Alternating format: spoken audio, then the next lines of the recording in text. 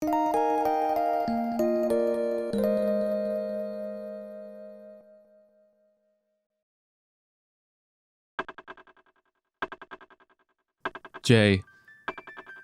that's not a Final Fantasy game.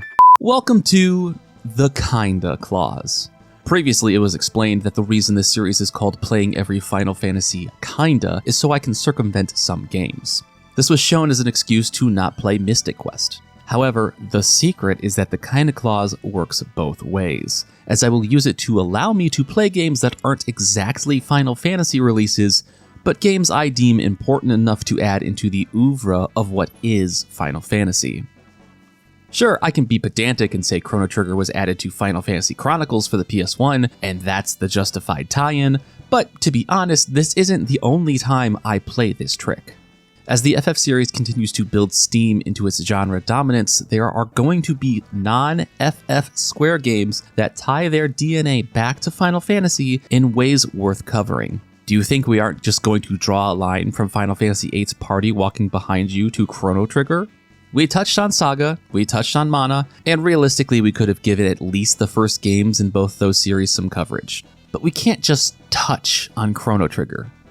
Because, my fucking god, what an example to start with! Chrono Trigger may not have a direct relation to the Final Fantasy series, but between when it came out, who worked on it, and how it plays, it comes off with a deep relation back to the FF games of its era. I think to not look at Chrono Trigger would be to deny this series an additional piece of history that helped in shaping the ins and outs of Final Fantasy. So with that, we get to examine what is considered pound for pound one of the greatest JRPGs ever. A game so famous and inspirational that I cannot remember a time after its release where it was not spoken of with extreme fondness. A game that captured the hearts in a way rarely seen up to that point. A game that, in thematic irony, may live forever.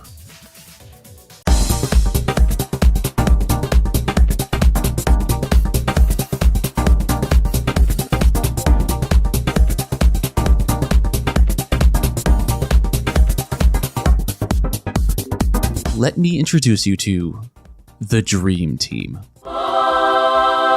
In 1992, approximately between the release of Final Fantasy IV and Final Fantasy V, three industry titans found themselves in America at a conference for computer graphics. Hironobu Sakaguchi, father of the Final Fantasy series, Yuji Horii, the creator behind Portopia serial murder case, Itadaki Street, and the cultural juggernaut known as Dragon Quest, and finally, Akira Toriyama, quite literally one of the most successful mangaka both then and now thanks to his work on Dr. Slump and Dragon Ball. We've been following history from the Final Fantasy viewpoint throughout this series, so it bears a bit of context when I say Sakaguchi and his Final Fantasy games were the small fry in this equation. While highly successful, Final Fantasy was easily playing second banana to Yuji Horii and the Dragon Quest series. Without the blinding success and importance of Dragon Quest, Final Fantasy likely wouldn't exist.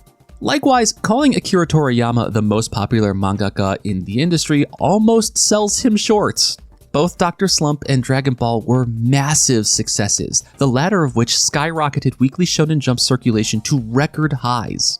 This wasn't just three of the biggest names at the time getting together to brainstorm. This was three creators who were so successful that they have each had a hand in shaping history as we know it.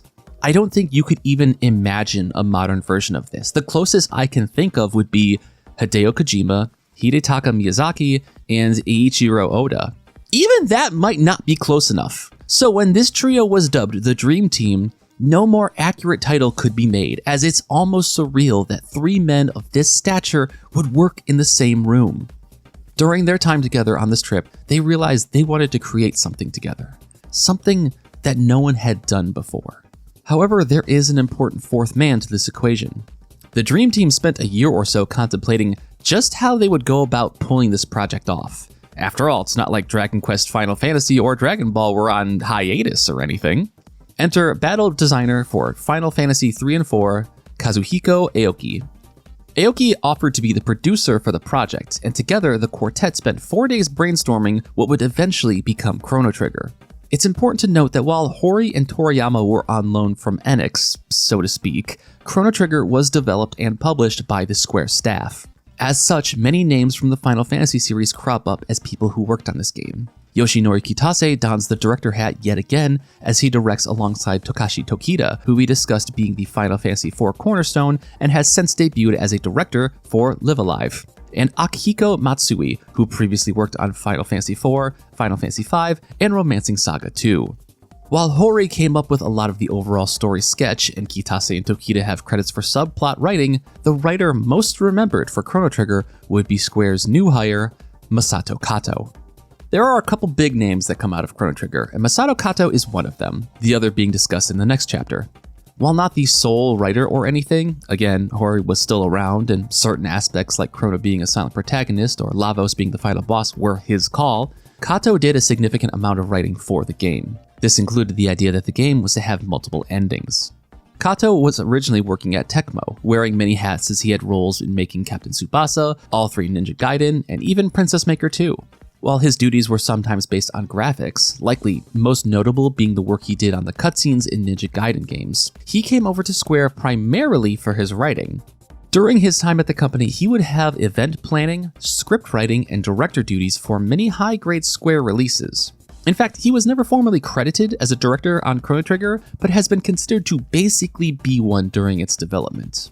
With development starting in 1993, the game was originally set to release in late 1994. This was delayed into 1995, but an alpha version of Chrono Trigger showed up at this V-jump footage I've been using. Post-production Jay here. There is that delay that happens in Chrono Trigger, but I was never actually able to find out what causes it. There's not like a big smoking gun type of juicy story that I was able to source that takes Chrono Trigger an extra year to create. I know that at some point it must have just gotten probably too big for them to chew off with what they currently had, because they were taking people from other development teams, specifically prototyping, or like not even prototyping, the initial phases of what would be Final Fantasy VII. People were coming off of that to work on Chrono Trigger. So I wish I had more information, but I was never able to find out like what caused the delay, just that there was a big delay, and that created a need for more people to be part of this development team. Again, Ted Woolsey was brought on board for an English localization, and again, he was only given 30 days. Jesus, they never give this guy a break! According to an interview with Bob Rourke of Chrono Compendium, Woolsey's hardest translation job was Chrono Trigger, due to the sheer amount of dialogue, time constraints, and again, so much of the work being thrown away due to memory limitations when switching to English. Released in Japan March 1995 and in America a couple months later in August, Chrono Trigger was a smash success both commercially and critically. It is no exaggeration to say this game has gone on to be heralded as one of the greatest JRPGs of all time, if not one of the greatest games of all time. It was, however, only the second highest selling game of 1995 in Japan because, much like many other games on this show, it was cursed to release during the same year as a Dragon Quest game. Yuji Horii letting Square know who still runs this fucking yard. A port of Chrono Trigger was released for the PlayStation as part of Final Fantasy Chronicles, in case you were still doubting how clearly linked with Final Fantasy this game is. Like all of these PS1 ports, the load times are somewhere between aggravating and embarrassing. Also, like these PS1 ports, additional cutscenes were added, but in Chrono Trigger's case, they are not 3D FMV, but beautiful animation done by Toriyama and his animation studio. It is hard to impress just how popular these were. Fans ate this shit up because the only thing cooler than Chrono Trigger is Chrono Trigger the anime. This might be one of my first YouTube memories. What do you mean I can watch Chrono Trigger cutscenes on my computer? Thankfully, in 2008, Chrono Trigger was remade for the Nintendo DS, and this is likely considered the best version. Not only is the original game ported in working order, but additional dungeons and a new ending were added. I believe it is this version of the game that was then ported to mobile devices. Sadly, the PC port of Chrono Trigger in 2018 was utterly shat on for being a poorly made and offensively ugly representation of the game. I vividly remember when this came out because it was released without any tease or announcement, people went wild, and then everyone picked up their jaw off the floor for the wrong reasons. This PC release was patched multiple times over, and I believe now it is a perfectly good way to play the game. But forgive me because I haven't paid much attention to if that was through patches or through fan mods. As for me, I am playing the original SNES release. No ROM hacks or anything. The original North American release as it was known to us all back in 1995. I have a deep nostalgic connection with this game, and while I am somewhat interested in what the DS version added, I foresee myself only ever playing this version. I have it running on my Mister, split to my CRT, and to my computer for recording footage. The amount of archival work that has been completed regarding Chrono Trigger is staggering. The Chrono Compendium has oodles of translated interviews across much of the staff about development, or even looking back on Chrono Trigger years later. While there isn't a massive bombshell of a story you've never heard behind these, many of them have insight that is worth going over if you really want to know more about this game. Sites like this are priceless. Keeping information accessible is only going to be more and more important as time and history move forward.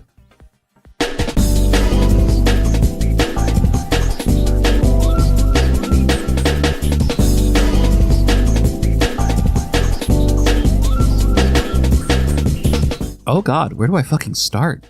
I mentioned Masato Kato being one of the big names to come from this game. The other one is composer Yasunori Mitsuda. His backstory is pretty famous by this point. He was a sound engineer at Square and, frustrated with his current position, told Sakaguchi he wanted to compose for a game or he was going to quit. It still blows my mind that Sakaguchi told him, "Okay, hotshot, hop on the dream game being made by the biggest names in the industry." You would think they would start him on something a little less important. Regardless, Mitsuda was likely itching to prove himself. Not to mention Sakaguchi told him his meager salary might go up, and he got to work cranking out the tunes in the studio. However, Mitsuda's backstory isn't the only famous aspect of his time on Chrono Trigger. Mitsuda is a notorious overworker. He was frequently working to the point of passing out, wherein sometimes he would hear a melody in his dreams and work on it when he awoke. This was the incident I mentioned at the beginning of the FF5 video, as Mitsuda was such a workaholic that he was eventually hospitalized with stomach ulcers. Being out of the picture and unable to work, Nobuo Uematsu hopped in to finish up the soundtrack with 9 more songs. I find this very funny because, I don't know, maybe the series has already rotted my brain. When I hear Silent Light, I can immediately peg it as an Uematsu song and not a Mitsuda song.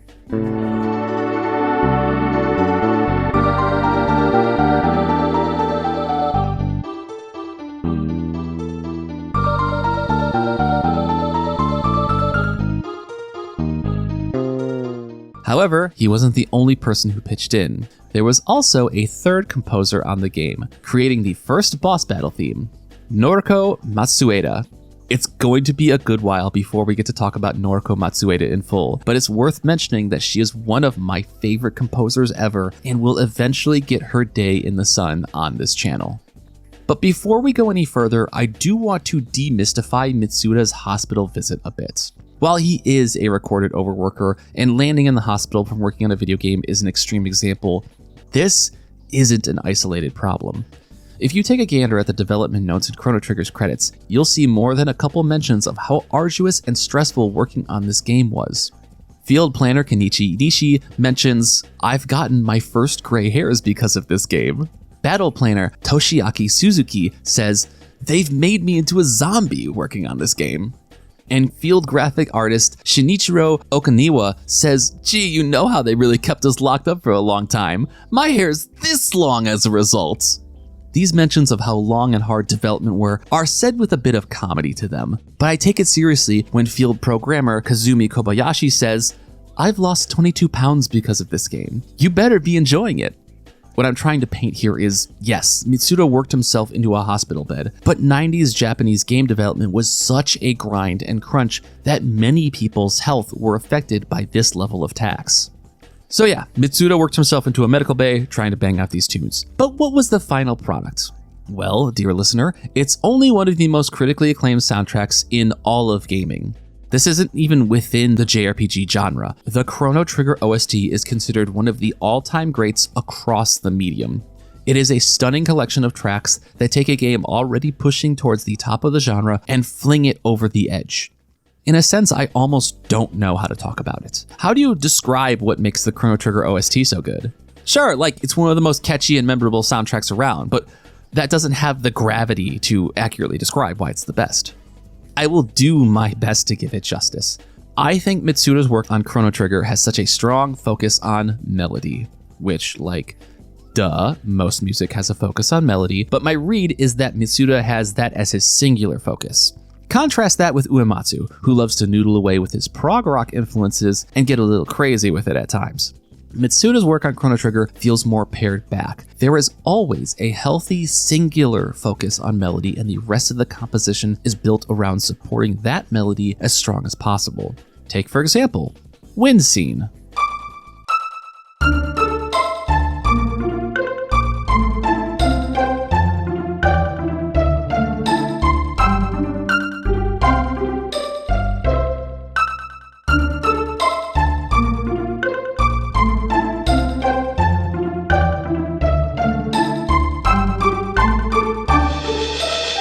It's a compositionally simple song. There are not many instruments at play, but the polyrhythm in the background never distracts from just how dominant the main melody is. It exists to fill it out, but never takes emphasis away. You will hear the first couple notes of Wind Scene, and you are already along for the ride. Another example would be Ayla's theme.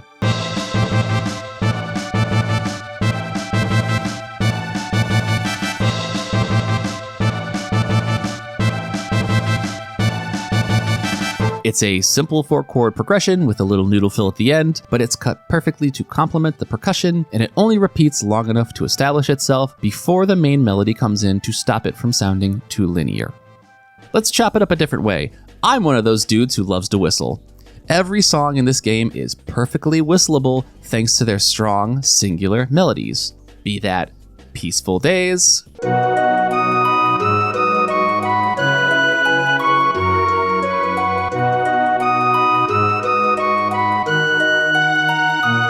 Frog's theme,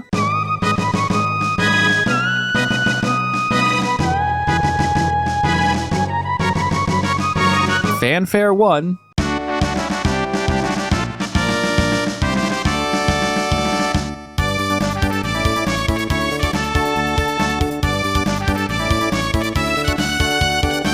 or Robo's theme.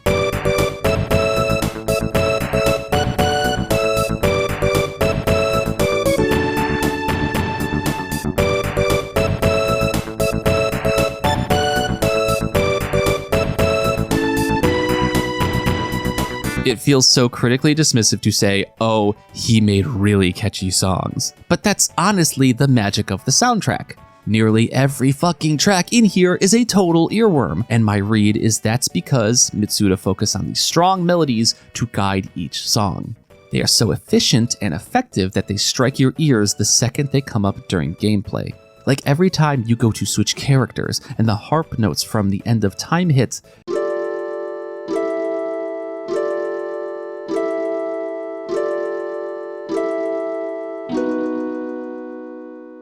there is something so immediately impactful, emotional, and grounding about it, despite the fact that I'm trying to swap out party members to battle dinosaurs.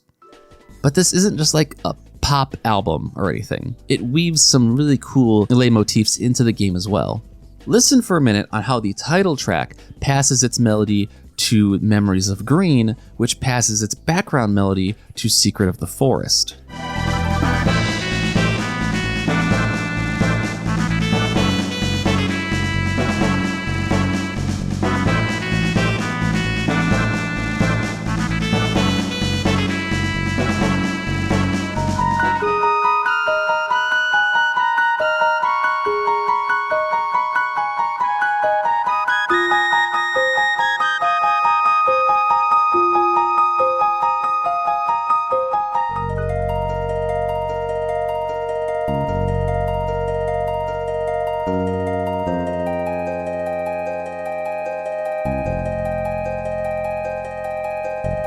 These are some of my favorite tracks in the game because they have this interconnectedness that feels less like a coded theme and more like a melody that grows and evolves as it passes from one to the next.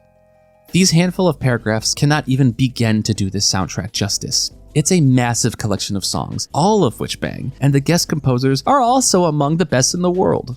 When you experience this shit in-game, it will click why this OST is so beloved. It has been remixed and redone time over time, seeing symphonies and indie groups all take cracks at it. Like, it always sounds so hyperbolic to drown games like this in such flowery descriptors, like I'm some fucking old who has never pulled his head out of the 90s. But Chrono Trigger, well and truly, does have one of the greatest soundtracks in video games. And that's only half the shit we have to talk about this chapter. Because fuck me, is this game beautiful.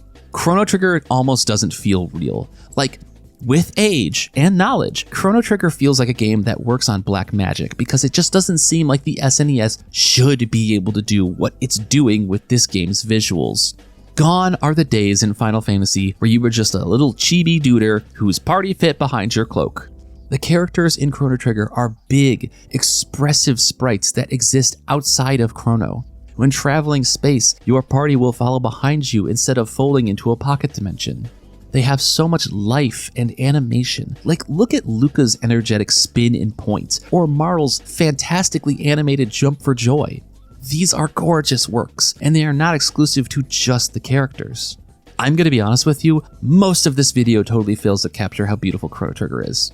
I had a fucking awful time trying to get a good capture off my mister. OBS and Elgato formed a tag team of dog shit to make sure everything looked awful and only captured at 30 FPS. And that's when it worked to begin with. It wasn't until the later part of the capture that super homie Shane threw me his old capture card and I could get a working 60 FPS feed with a couple filters on it to make it look more like what you would see on the CRT and not like the blown out mess a direct capture looks like. I'm definitely a little embarrassed the footage looks like this, but hopefully this is the last time I ever run into an issue with capture again. One of the biggest technological advancements is that enemies now animate. This might not be the most impressive thing if you were playing action RPGs like Secret of Mana or Illusion of Gaia, but for this to show up in a traditional turn-based JRPG is wild. It's a testament to how well the genre has been able to obfuscate this omission until now. Final Fantasy VI is detailed enough that you never really realize you are fighting JPEGs. And some games like Phantasy Star would have smaller animation flourishes to put a little bit more movement behind the action. Chrono Trigger blows all of this away, giving you enemies that both animate and move and having them do so right where you meet them. This is arguably even more impressive. There is no battle transition. When you encounter an enemy, you do battle right then and there. No screen transition, no separate background, shit, not even a loading time. Nothing breaks you from the immersion of your surroundings because you never leave those surroundings to fight. This is, with no exaggeration, a technological landmark both in the context of its time and also moving forward. This wasn't something that was able to be codified. Soon, JRPGs were going to move into 3D and suffer a bit of a backstep while relearning how to operate under a brand new frontier. It took until, by my estimation, Final Fantasy XII for this style of overworld permanence to come back, and that necessitated a whole combat encounter change to pull off. Post-production Jay here in the edit. There's actually one more example I should mention, and that would be Parasite Eve. That has a similar style of your overworld or dungeon world background tile is your battle screen, and they don't really have a transition between the two of them. You just kind of get into it. So it should be mentioned that that's also something you could recognize as being directly in this style. The only turn-based JRPG that can do what Chrono Trigger did, to my knowledge, is the Like a Dragon JRPG entries. Games that came out decades after this. I say all that to emphasize, this hasn't lost its magic. Chrono Trigger's highly advanced encounter system still feels like the next evolution of how JRPGs could be, and maybe the only reason it wasn't is because we are about to enter the third dimension. I don't know how to properly get this across. There is something so beautiful about looking at the end of the 16-bit era because the things that were being shown as possible border on mind-blowing. Sure, the characters in Final Fantasy X represent advancements in making everyone look real, but the seamlessness of battles in Chrono Trigger represent a world that feels real. Chrono Trigger is able to breathe life into a series of genre traditions and create something so immersive that the rest of its contemporaries feel like they are living in its shadow. And while all the technological achievements are meaningful, they would be nothing if not being used by pixel art that brings a tear to your eye. Backgrounds like the one in the trial room or the towering Magus's castle are among some of the best you will ever see. Bosses can showcase scale that is maybe a bit smaller than a Final Fantasy end boss, but exhibits so much more motion than was ever possible. And end level techs are simply jaw-dropping, showcasing a thrill and grandeur that makes every MP point spent well worth it. I think it's telling that this game has an actual attract mode, the mode you see in arcade games once the title screen has been up long enough that showcases either a montage of game footage or test gameplay to entice bystanders. Chrono Trigger utilizes such a montage to dazzle you with locations, bosses, special attacks, etc. because it knows it's fucking beautiful. What a stunning looking game. What a timeless, sensational, incomprehensibly gorgeous looking game.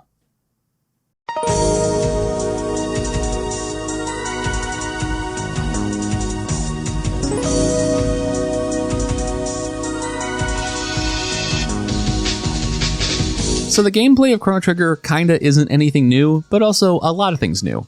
Part of what so closely ties it to Square's Final Fantasy is the fact that it's using the active time battle system again, but this is technically the ATB 2.0.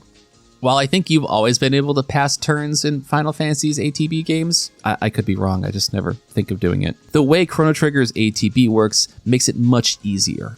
By segmenting the UI into 3 areas, once your character is ready, their individual menu pops up and can be used. If you want to hold their turn, you can just motion over to another character if their menu is up.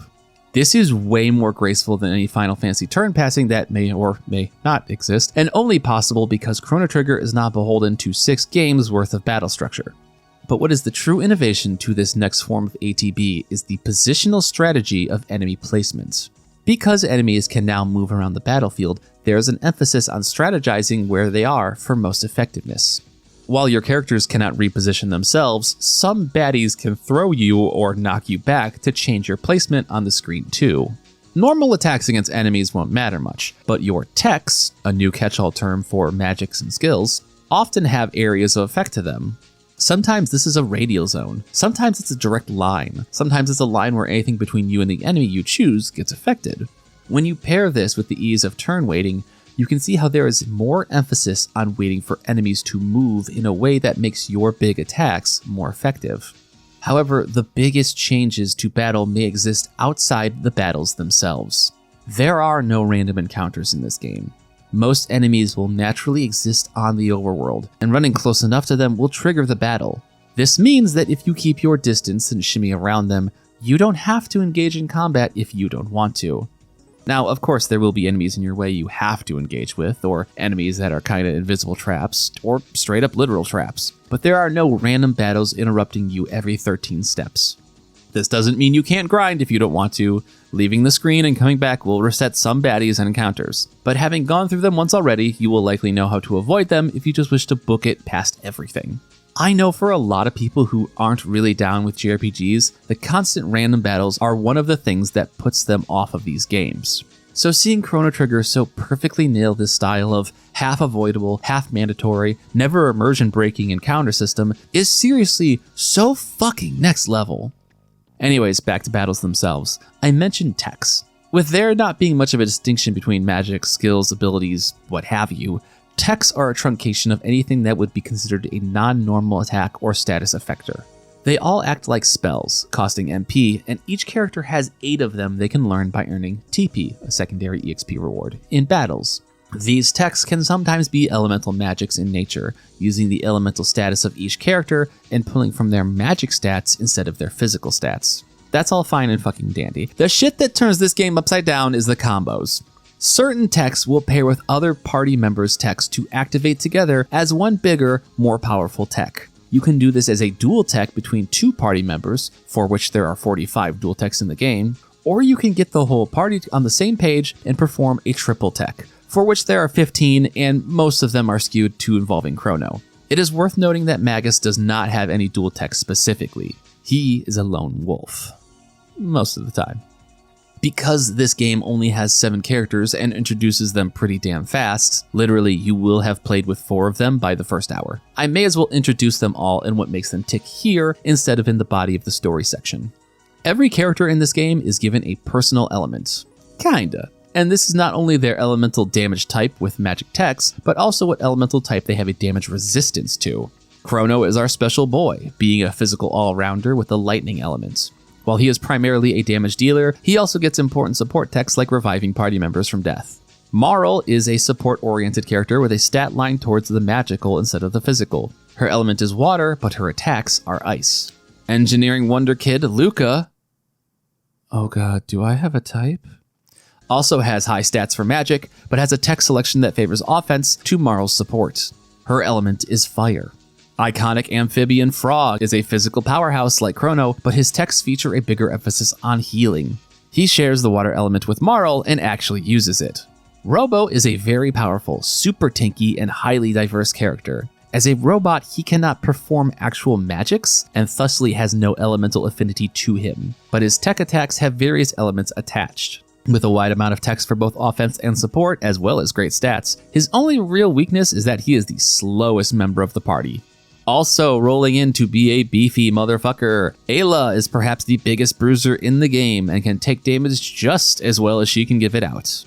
Ayla is unique in that she cannot equip a weapon. She fights unarmed and her fists will just level up over time. The flip side is that she, like Robo, has no innate element and, unlike Robo, has strictly 0 elements on her single techs. Understandably, her magic stats are the weakest. Finally, Magus can join the party and is the only member to innately have the shadow element. While most of his techs feature this element, he also comes with offensive techs of the other 3 elements.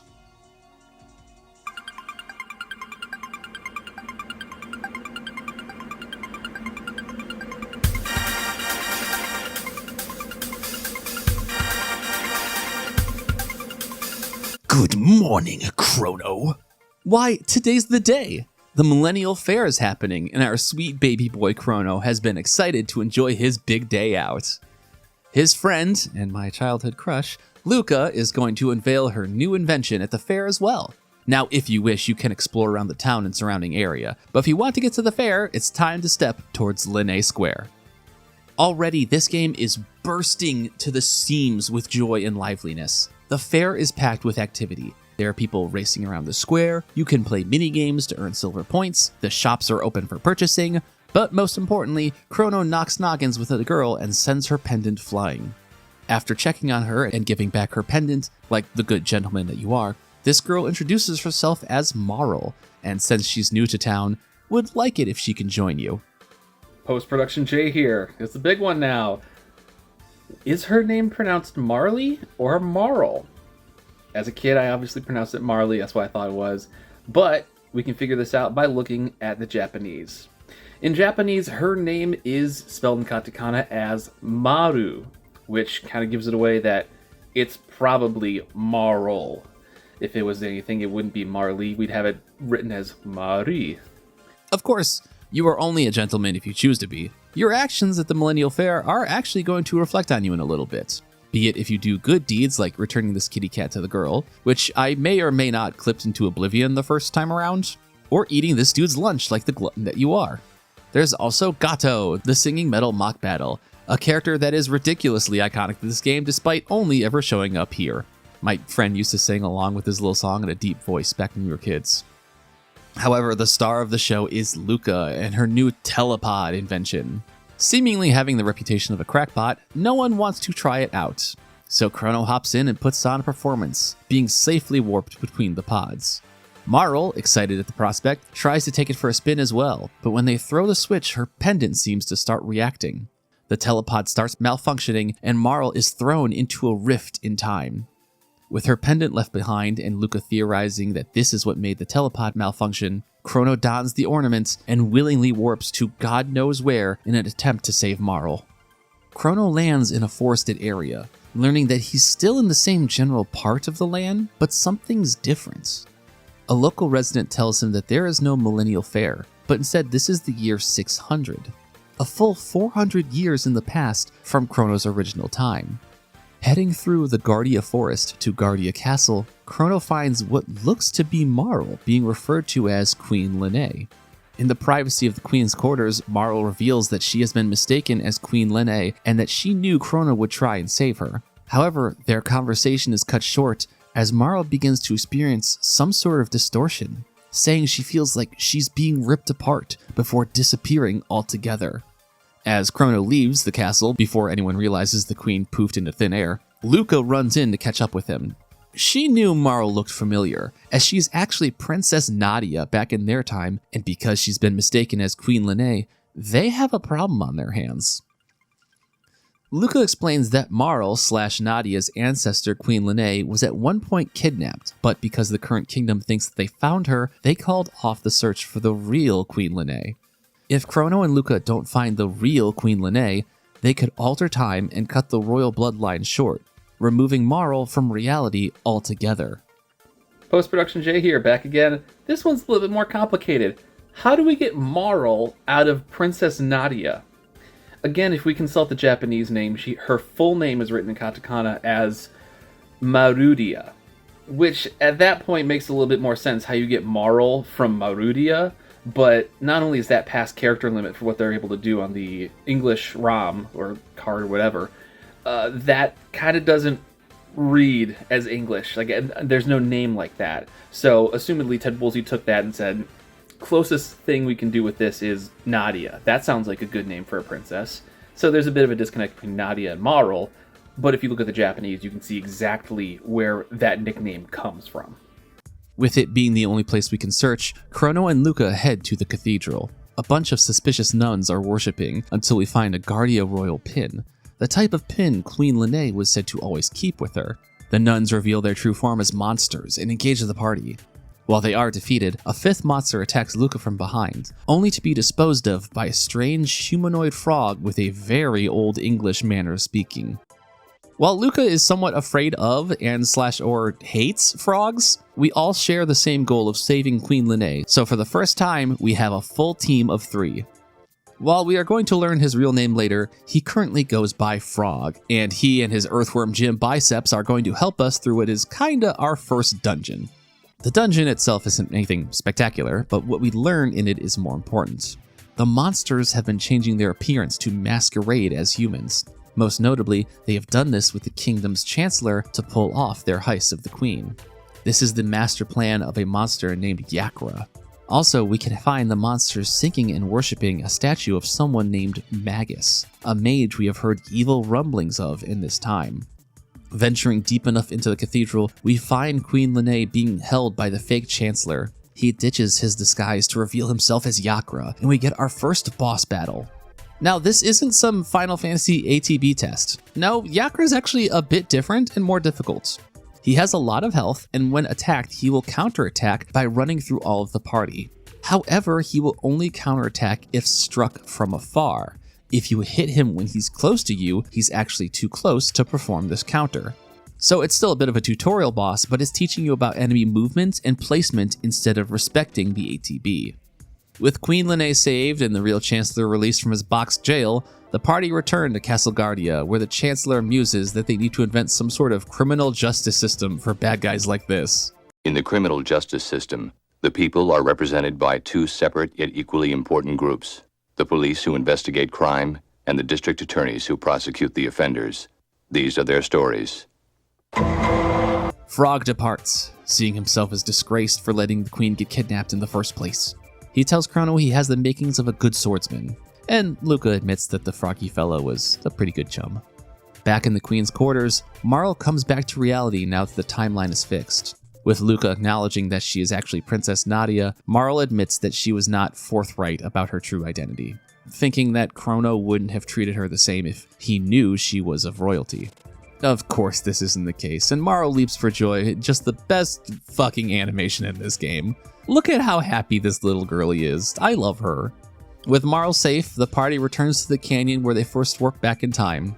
Luca opens the portal back to their time in the year 1000 and explains that these are called gates. The rifts in time will transport you between eras, and using the technology of her telepod, she created a gate key that allows her to open them back up for usage. She admits she doesn't really know why they exist, just that she's figured out how to use them.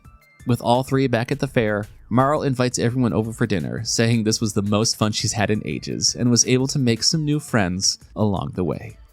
Wow, what an action-packed start. Not bad for the first. Jesus Christ, it's only been an hour 14! Good God, Square knew how to pace a game in their golden days. Holy shit. If you can believe it, I've been brief in describing everything so far. There's additional fun activities at the fair or larger places to explore in the castle that I wasn't even putting in the script. Like, these are all dense experiences, and still the game is doing so much in so little time. Taking Marl back to the castle, this era's chancellor immediately decries Chrono as the kidnapper, as the kingdom has been searching for Marl as she's been gone. While Marl tries to voice otherwise, Chrono is taken into custody as a criminal. Nay, a terrorist! We get one of the big iconic scenes from the game, the trial of Chrono. Not only is the trial room a gorgeous chamber with a massive stained glass backdrop and rows of pedestrians watching on, but Chrono is about to be grilled for his actions during the fair. Thankfully, I kept my nose clean, treating Marl nicely, trying not to abscond with her pendant, and even helping the little girl get her kitty back. I did eat that dude's lunch. Hand up, that one's on me. Thankfully, a squeaky clean profile has me seen as not guilty by the majority of the jury. I've done this segment a dozen times or so in my early life, and I always seem to remember being found guilty, so I went out of my way to make sure I was not guilty this time. And truthfully, it doesn't matter. The Chancellor is kind of raving mad about capital punishment, and even if you are supposed to be detained for 3 days before being set free, he flips the script and has your execution set for 3 days from now.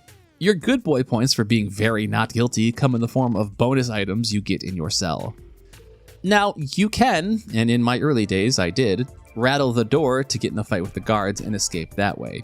But if you wait 3 minutes, something that is harder for a 7-year-old to do, and also may as well be 3 hours for how fast-paced this game is, your 3 days in the slammer will go by and you will be brought out to face your execution.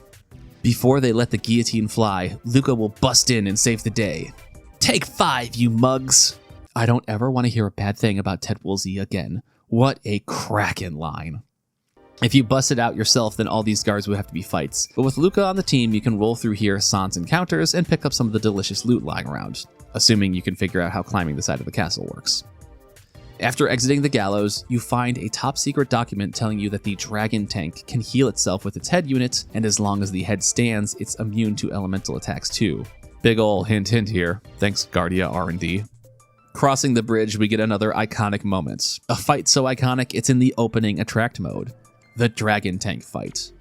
While this is still somewhat tough because it will roll over the party for pretty good damage, you have to keep the fight going until the head is destroyed, and then you can take apart the rest of it.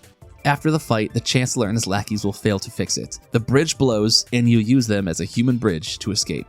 But trying to get out of the castle is simply too difficult with all the mooks. After you get surrounded, Princess Nadia tells everyone to stand down. While these are her friends and the guards do obey her, it turns out her father, King Guardia the 33rd, has very militaristic ideals about putting the responsibility of the throne above such paltry distractions like friends. Marl says she's done with this Princess Nadia shit, trashes the gown, and escapes the castle with her friends.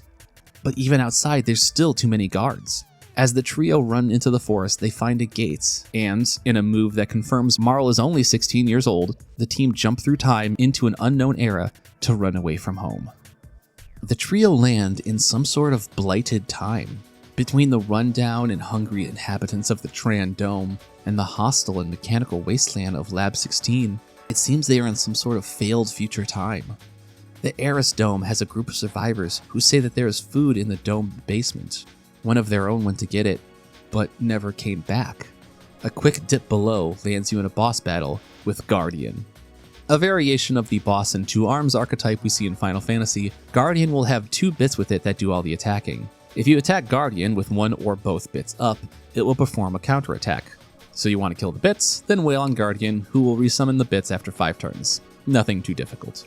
Sadly, behind Guardian, we find that the refrigeration system must have given out. All the food is spoiled, and the man sent down here has passed, holding on to nothing more than a seed. Deeper in the dome, the crew find an old information center, allowing Luca to figure out that the next gate lies east in the Proto-Dome.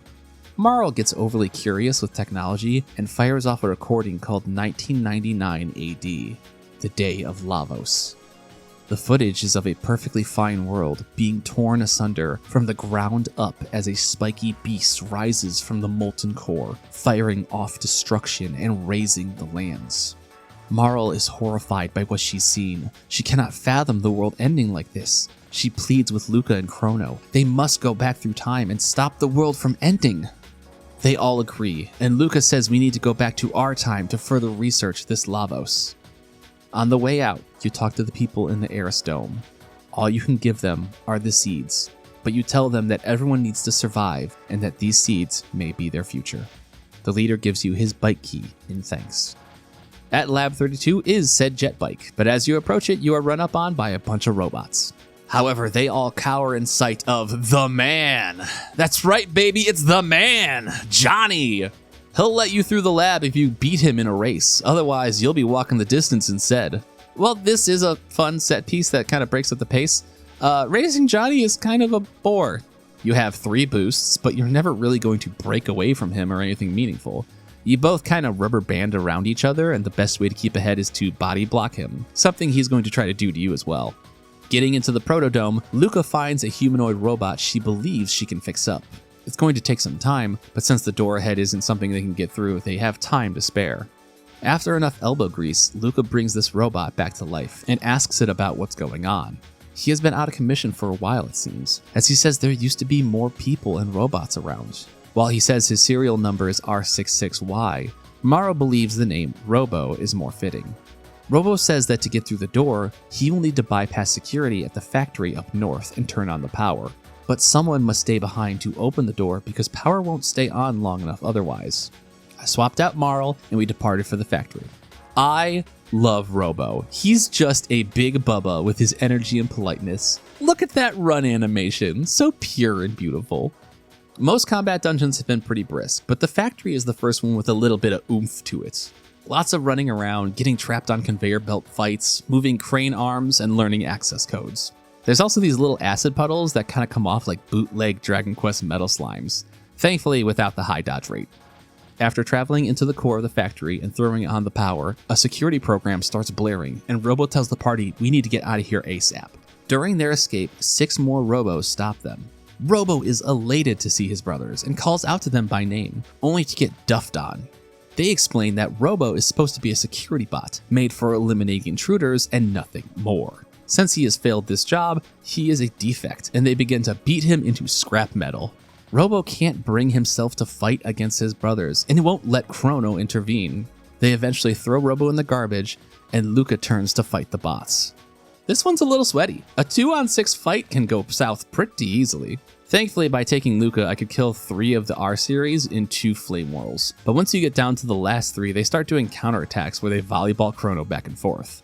After defeating all 6 of them, Luca revives Robo, unsure if she can fix him again, and they both drag him back to the Protodome. It takes some time, but Luca sets up to repair Robo, during which Luca asks Robo what his plans for the future are. Something no one has ever asked Robo before. Once he's fully fixed, he decides that he wants to join the party and help save the world. My god, he's just a huge golden retriever himbo in metal plating. He has such beautiful puppy dog energy. Together, the new party of 4 hop through the gates and end up somewhere mysterious. A small fenced-in area in the void. This is the end of time. The old man here explains that when more than 3 people step through a time gate, time kinda doesn't like that, and it sends them to the place of least resistance. Here, because only 3 people can go through a gate, additional party members will have to stay at the end of time. This works as a bit of a hub. The first time you use a gate, you'll go to wherever it connects, but anytime after that, you'll be sent to the end of time, where you can access any previous gates already opened. In the northern room, you will find a little furry friend named Specchio. He will teach you magic if you can solve his Riddles 3.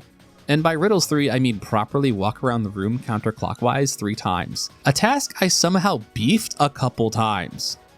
After teaching your party magic, sans Robo, sorry Bubba, you can battle him to score some goodies if you win. There's one last thing in the corner. The old man tells you that this will take you to 1999 AD, the day of Lavos. At any point, you can attempt to fight Lavos here, and obviously doing so now will end with you getting your butt kicked. but you can see one of the most famous game over screens around. But the future refused to change.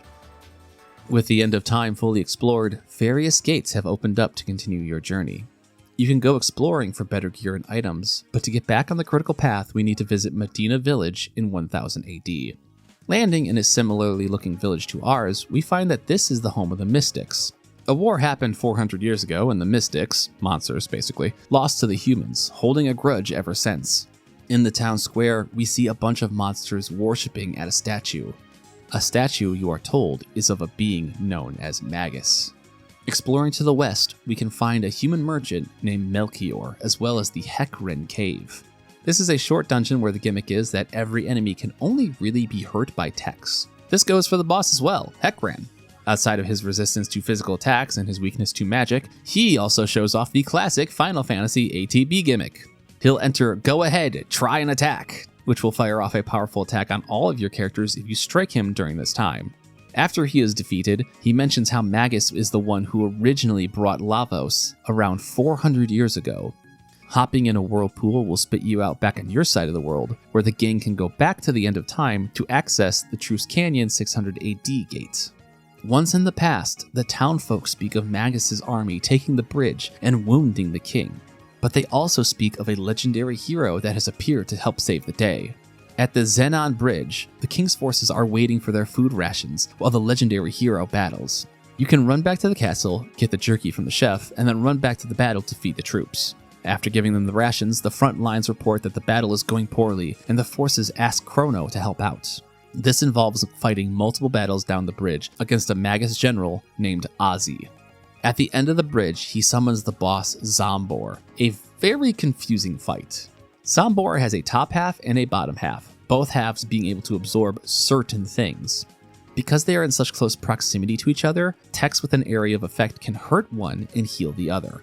It doesn't seem to be strictly elemental either, as Chrono's slash tech is oddly absorbed by the top half despite not having an element behind it, and other non-elemental techs like Rocket Punch or Cyclone getting through. Beating back the forces grants you access to the southern continent. The towns of Dorino and Por can be explored, with many more people banging on about this legendary hero. One house in Por even says the legendary hero is his son, Tata. Other people mention a fabled sword named the Masamune. That's how you pronounce it. But I don't blame you for getting that one wrong in the mid-90s. In a small area called the Cursed Woods, we can find this secret area behind a bush. This underground bedroom is home to Frog, who happily greets Sir Chrono. But when Frog hears that the king has been injured, he says there is naught he can do, and we should leave. He says he's no hero. Back north to the Denadoro Mountains, we find a boy running for the hills as goblins chase after him. Defeating the goblins and the Ogun after it, you will see the boy run back as he tells you this place is for the birds and we should all get out of here. Venturing further into the Denadoro Mountains, you'll find many more encounters, including this multi-part battle towards the top of the summit. These Ogun are much easier to deal with if you use Luca to burn away their hammer. There's also a dude just chilling, enjoying the scenery, living life, and if you bug him enough times, you'll get a magic tab for being an annoying prick. At the end of the mountain is a cave with a kid playing around and a sword stuck in the ground. This is the Masamune, but as Chrono goes towards it, the kid suddenly brings out his brother. This is Masa and Mune, brothers who represent the blade and look to test anyone trying to claim it. This boss fight pits you against both of them, with only one brother needing to be beaten to end it. Focus on Mune, the purple-collared one on the left, as attacking Masa will cause them to counterattack with their own version of X-Strike. As long as you focus one of them down, this isn't that hard. Which makes sense because afterwards, the brothers fusion dance together to become the ferocious Masamune. And this guy is a beast. He hits like a tank. Thank God he spent the fight primarily targeting Robo. He will also go into a charge stance to store tornado energy. When this happens, Chrono can use Slash to knock him out of it. Defeating the towering Masamune reverts the brothers back to their sword form, proving that the legendary weapon is real. But sadly, it is also currently broken, and the brothers need you to fix them. Exiting the mountain and returning to Tata's house, we see that Tata was the little kid we saw fleeing before. He explains that he was no hero. He found the hero's medal after some frog guy dropped it in a cafe. He was going to sell it, but then everyone started calling him a hero, and, well, he kind of ran with it. Well, now that we have the medal and we know a pretty heroic Froggy guy, we visit Frog again and present the medal to him. He seems a little happier, but still says there's nothing he can do. The Masamune is what's needed to defeat Magus, and that sword lies broken. When Frog moves away from his little moping spot, the team uncover the hilt of the fabled sword. Robo spots an inscription and translates it as Royklem. Wait. He got it backwards. It's Melchior. Melchior is the merchant we met back in Medina 1000 AD, so we skip through centuries back to him. At Melchior's hut, Marl's sprite flips the fuck out when she asks why his name is on the blade. Melchior says it's a long story, but he could fix the Masamune if he had Dreamstone, the material the sword is made from. But that hasn't been around in a very long time. Robo's databanks don't even have a record of it. An ancient rock, you say? Well, it looks like we're taking our first trip to the distant past then. Arriving 65 million years in the past. Oh shit, there's no ground there. Down below, the party is run up on by reptites. As you clear out the first group, a second, even larger gang look to attack the party. From the bushes flies in a woman clothed in animal furs who starts taking names like nobody's business. While the party is able to take on the stragglers, this woman approaches us afterwards and tackles Chrono. She seems to like him, noting that she finds him strong, and that basically means he's cool with her. Marl's pretty strong too. Robo is strong, but this woman has a very hard time wrapping her brain around what he is. This prehistoric powerhouse introduces herself as Ayla, your next party member. She says that we're all friends now, and we need to come to the village to celebrate. Marl explains that we are kinda looking for a Dreamstone, and Ayla assures us that there are many stone back in town. Visiting Ioka village, Ayla tells us to prepare for a celebration. She introduces us as new friends and tells everyone to sing, dance, eat, and be merry. Robo doesn't think we have time for this. Marl totally thinks we have time for this. She's having the time of her life. She starts chatting with Ayla, she joins the dance circle. Hell, you can even go dancing with her. How are you not supposed to fall in love with this girl? She's got so much charm, like holy shit. Meanwhile, there's a party pooper over to the side named Kino, wondering why the hell we are throwing a party for outsiders. Talking to Ayla, she tells Chrono about Azala, the leader of the Reptites, who wishes to overtake both of Ayla's villages. She also says that the Red Rock belongs to her, as it goes to the strongest, and that is she. Ayla says that if Chrono wants the Red Rock, he will have to beat her in a soup-eating contest. Summoning your best Takahashi Meijin, you mash on the A button to down bowls of soup faster than Ayla, winning you the rock and ending the night. When the party wakes up from their night of soup-fueled decadence, they find the stomping tracks all around the site, and the gate key has been stolen from them. Linking up with Ayla, we search the village to see if anyone knows what happens. One of the villagers says the thieves ran off into the forest maze. Entering the forest maze, we find Kino. He admits that he stole Chrono's belongings because he thought Ayla didn't like him. This whole welcoming party must have made Homeboy jealous and self-conscious. Anyways, after Ayla goes upside his head and says that she does like him, idiots, he says he can't return the goods because the Reptites stole it. Kino is to go back to the village and defend it. Ayla and the gang will tackle the forest maze and get the gate key back. They really weren't kidding about that maze part. It can be kinda tricky to figure out how to advance in here with the multi-tiered landscape and forest shade layer. After the maze, we make it inside the Reptite lair. To descend further, you need to do your best James Sunderland and start dropping down random holes. Now, if you leave these evil weevils alone, they will dig different paths down, which could lead to bonus items. Once you're on the ground floor, you need to mop up all the Reptites around, of which there are many and they do not come without backup, before moving on to the end. In the final cavern, we meet Azala, leader of the Reptites, who tells the party to explain what this high-tech gate key thing is. Regardless of your answer, she moves to destroy you with her powerful minion, an absolutely ripped to fucking shit dinosaur named Nizbel. Now, if you were doing your due diligence back in the village, you would have learned that dinosaurs are weak to lightning, something that's probably helped you a number of times by now. Nizbel is the same way. When he gets hit with lightning, he is shocked and his defense goes down. This is really the only way to attack him. He has a billion health and otherwise shrugs off most attacks. What's tricky about Nizbel is that after a couple turns of being shocked, he will release the electrocution energy and hit the whole party for huge damage. This is an interesting fight because you need to keep shocking him with lightning to do any damage, but you also need to keep everyone in the party as healthy as possible to survive the electrocution releases. After besting Nizbel, Azala drops the key and runs. Thankfully, it's not damaged, and the party says their goodbyes to Ayla and Kino. Leaving Ayla in the past, the party leap into the gates and return to 600 AD and see Melchior. Giving the Dreamstone to Melchior, both he and Luca work together to reforge the blade anew. With the Masamune complete, we now give it to Frog. Shocked by the sight of it, he asks Chrono and the others to rest the night while he ponders on this event. We see a flashback. A knight named Cyrus is leaving the kingdom to fight the Frog King and reclaim the badge of courage from him. He leaves behind the other knights to defend the kingdom as he and his young ward Glenn venture forth. Scenes of adventure skate across the screen, including Cyrus beating the metal out of the Frog King. But everything goes wrong. Cyrus and Glenn are defeated by Magus and Ozzy, casting the Masamune out of their hands. Glenn says he's a goner, and Cyrus tries to get him to flee. But Cyrus is brought down in flames and Glenn is too terrified to escape. Ozzy taunts Glenn, recommending Magus turn him into a more fitting form as he falls off the cliffside. We join back at Frog's bedroom as he looks at the Masamune, reminiscing of Sir Cyrus and implying that the form Glenn was cursed to be is the very Frog Knight in front of us. Frog resolves to join the party and finally defeat Magus. Moving onward to the Magic Cave, we see Frog flash back again. It shows that he was always the wimpier of the two between him and Cyrus. Even if Glenn was skilled with a sword, it seemed he was too tender-hearted of a person to ever hurt someone.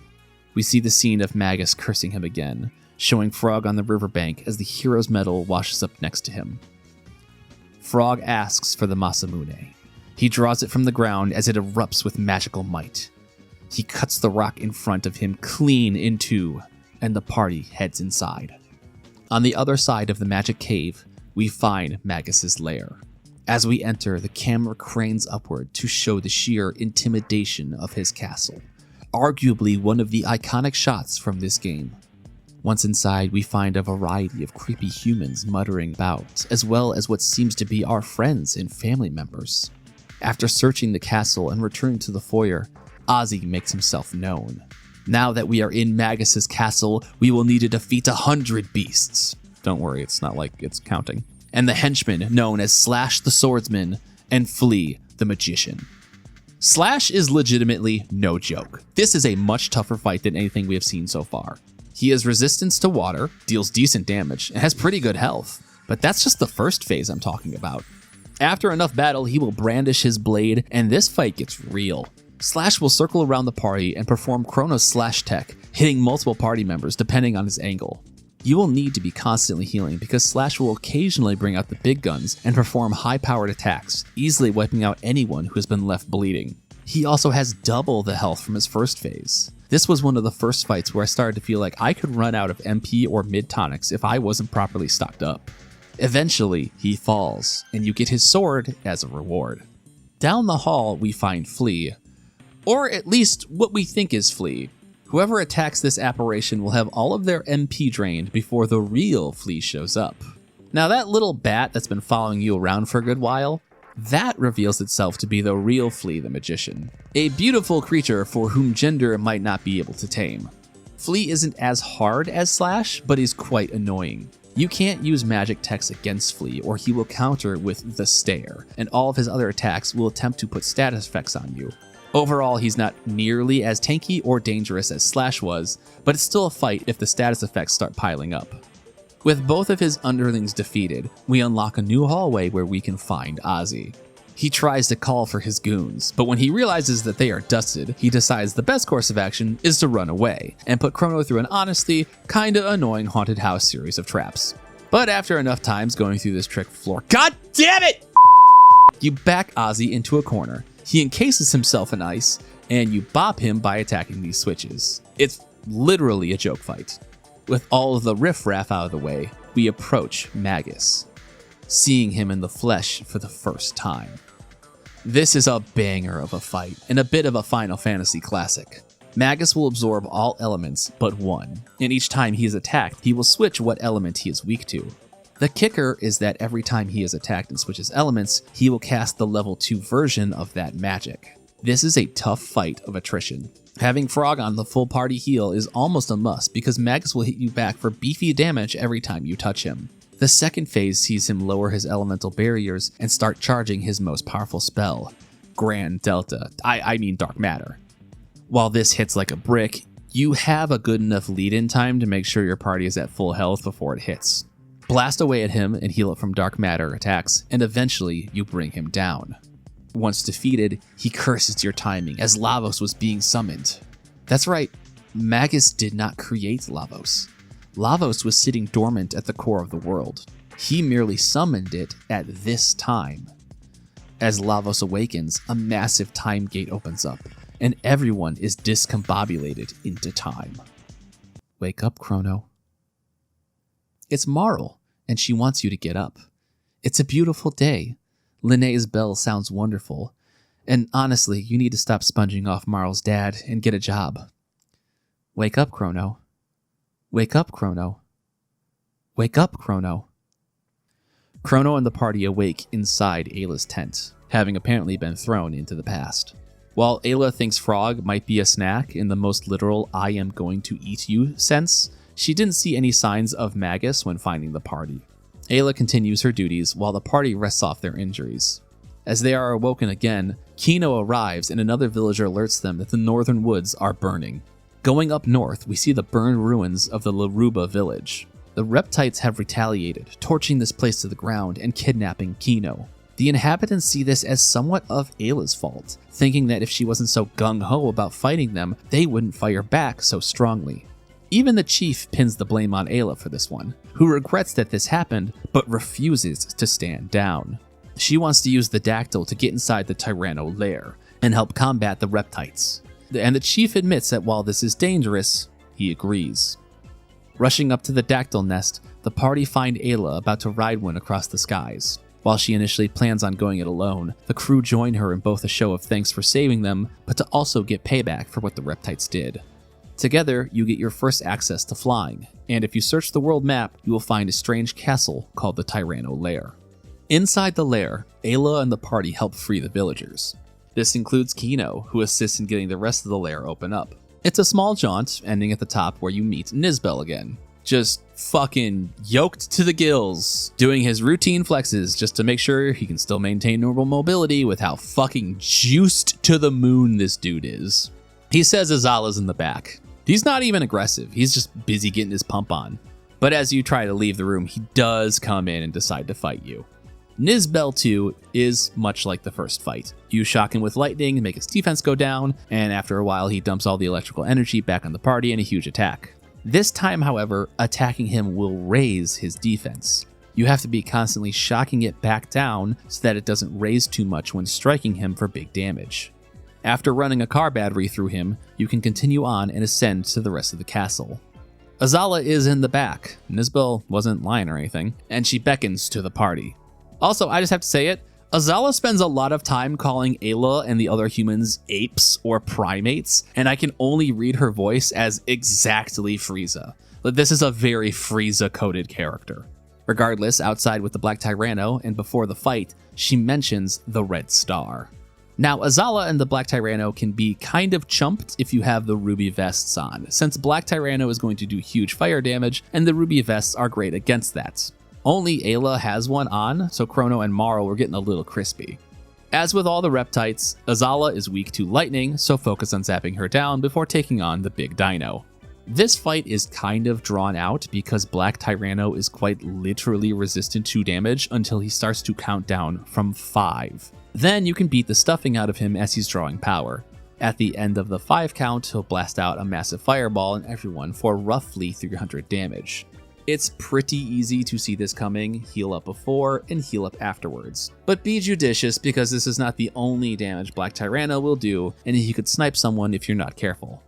After the fight, Azala claims the Reptites fought until the end, but now it's time for extinction to come. Stones of fire will rain from the sky, destroying the land until an ice age claims the world. The party sees the sky flash as Ayla lets out a single word. Lavos. From the stars above rockets a vicious crimson being of destruction. The origin point has been found. Lavos hurled to Earth 65 million years ago, and he's heading right for us. Ayla declares that Lavos is her word for fire and big, and as Kino shows up with the escape dactyls, Azala stays behind to be wiped out as the last of the reptites grip on the land. The gang successfully escape the impact and hurry back to the site to see if there's anything they can do with the first introduction of Lavos. Ayla says he's already buried deep into the earth, but left behind is a time gate. It's possible that Lavos himself is what causes these ripples through time. With little else as an option, Chrono, Ayla, and Marl hop into the new gate. They emerge at 12,000 BC, in a frozen world. Azala was correct. An ice age did take hold after Lavos raised the lands. As the party explore the tundra, they find some sort of advanced teleportation device. This takes them to the floating islands of Zeal, a magical kingdom where reality is somewhat blurred by the powers of dreamers. While there are a number of interesting characters, the most curious is a small boy who looks at the party and coldly declares, "One of you will perish soon." By exploring the other cities in the kingdom, you get the sense that the inhabitants of Zeal are far more advanced and magically inclined than the party could ever be. Whatever magic they possess apparently makes the parties look primitive. In fact, if you ever took Ayla back to Specchio to try and teach her magic, Specchio will mention that Ayla can't learn magic because she was born before magic was invented. There's so much to learn about the Sun Palace, about the difference between the enlightened ones and the earthbound ones, about sunstones and moonstones, about the gurus that used to guide until they were possibly replaced by this young upstart prophet. You gather that the Queen of Zeal calls the shots around here, telling the people what sort of energy is used or sealing up elemental weapons she deems no longer needed. She also has 2 children, Shala and Janice. We also find a dock containing an airship called the Blackbird, but when we inquire about it, we are met with Sir Dalton. This dude has antagonistic force written all over him, claiming that we are who the prophet said would be coming to muck everything up. Thankfully, he leaves without causing a scene. At Zeal Palace, we learn even more. Something called the Mammon Machine powers the kingdom, and it uses Lavos as the energy. In fact, it seems that old Melchior was one of the architects of this, but he's since gone missing. We see that the cryptic boy from earlier is Janice, and we watch his sister, Shala, comfort him, giving him a pendant to protect him as he decries that the queen is no longer the mother that they once knew. Shala is summoned to the Ocean Palace by the queen, a new construction that, should it complete, will grant eternal peace. You can try to follow Shala, but her pendant is what allows her into the queen's room. Quizzically, Marl's pendant bears a striking resemblance. Shala charges her pendant at the Mammon Machine, so maybe you can as well. This gets the party past the sealed doors, wherein they find the queen, Shala, the prophet Dalton mentioned, and Dalton himself. The queen, who seems rather prickly, immediately calls for your asses. And let's be honest, she got them. Dalton summons in the golem, who kinda immediately kicked my ass. The golem will attack with whatever he was last attacked with, be that physical strikes or elemental forces. And because he does so very fast and is very powerful, I got wiped. Thankfully, this was intended, and the gang are locked up afterwards.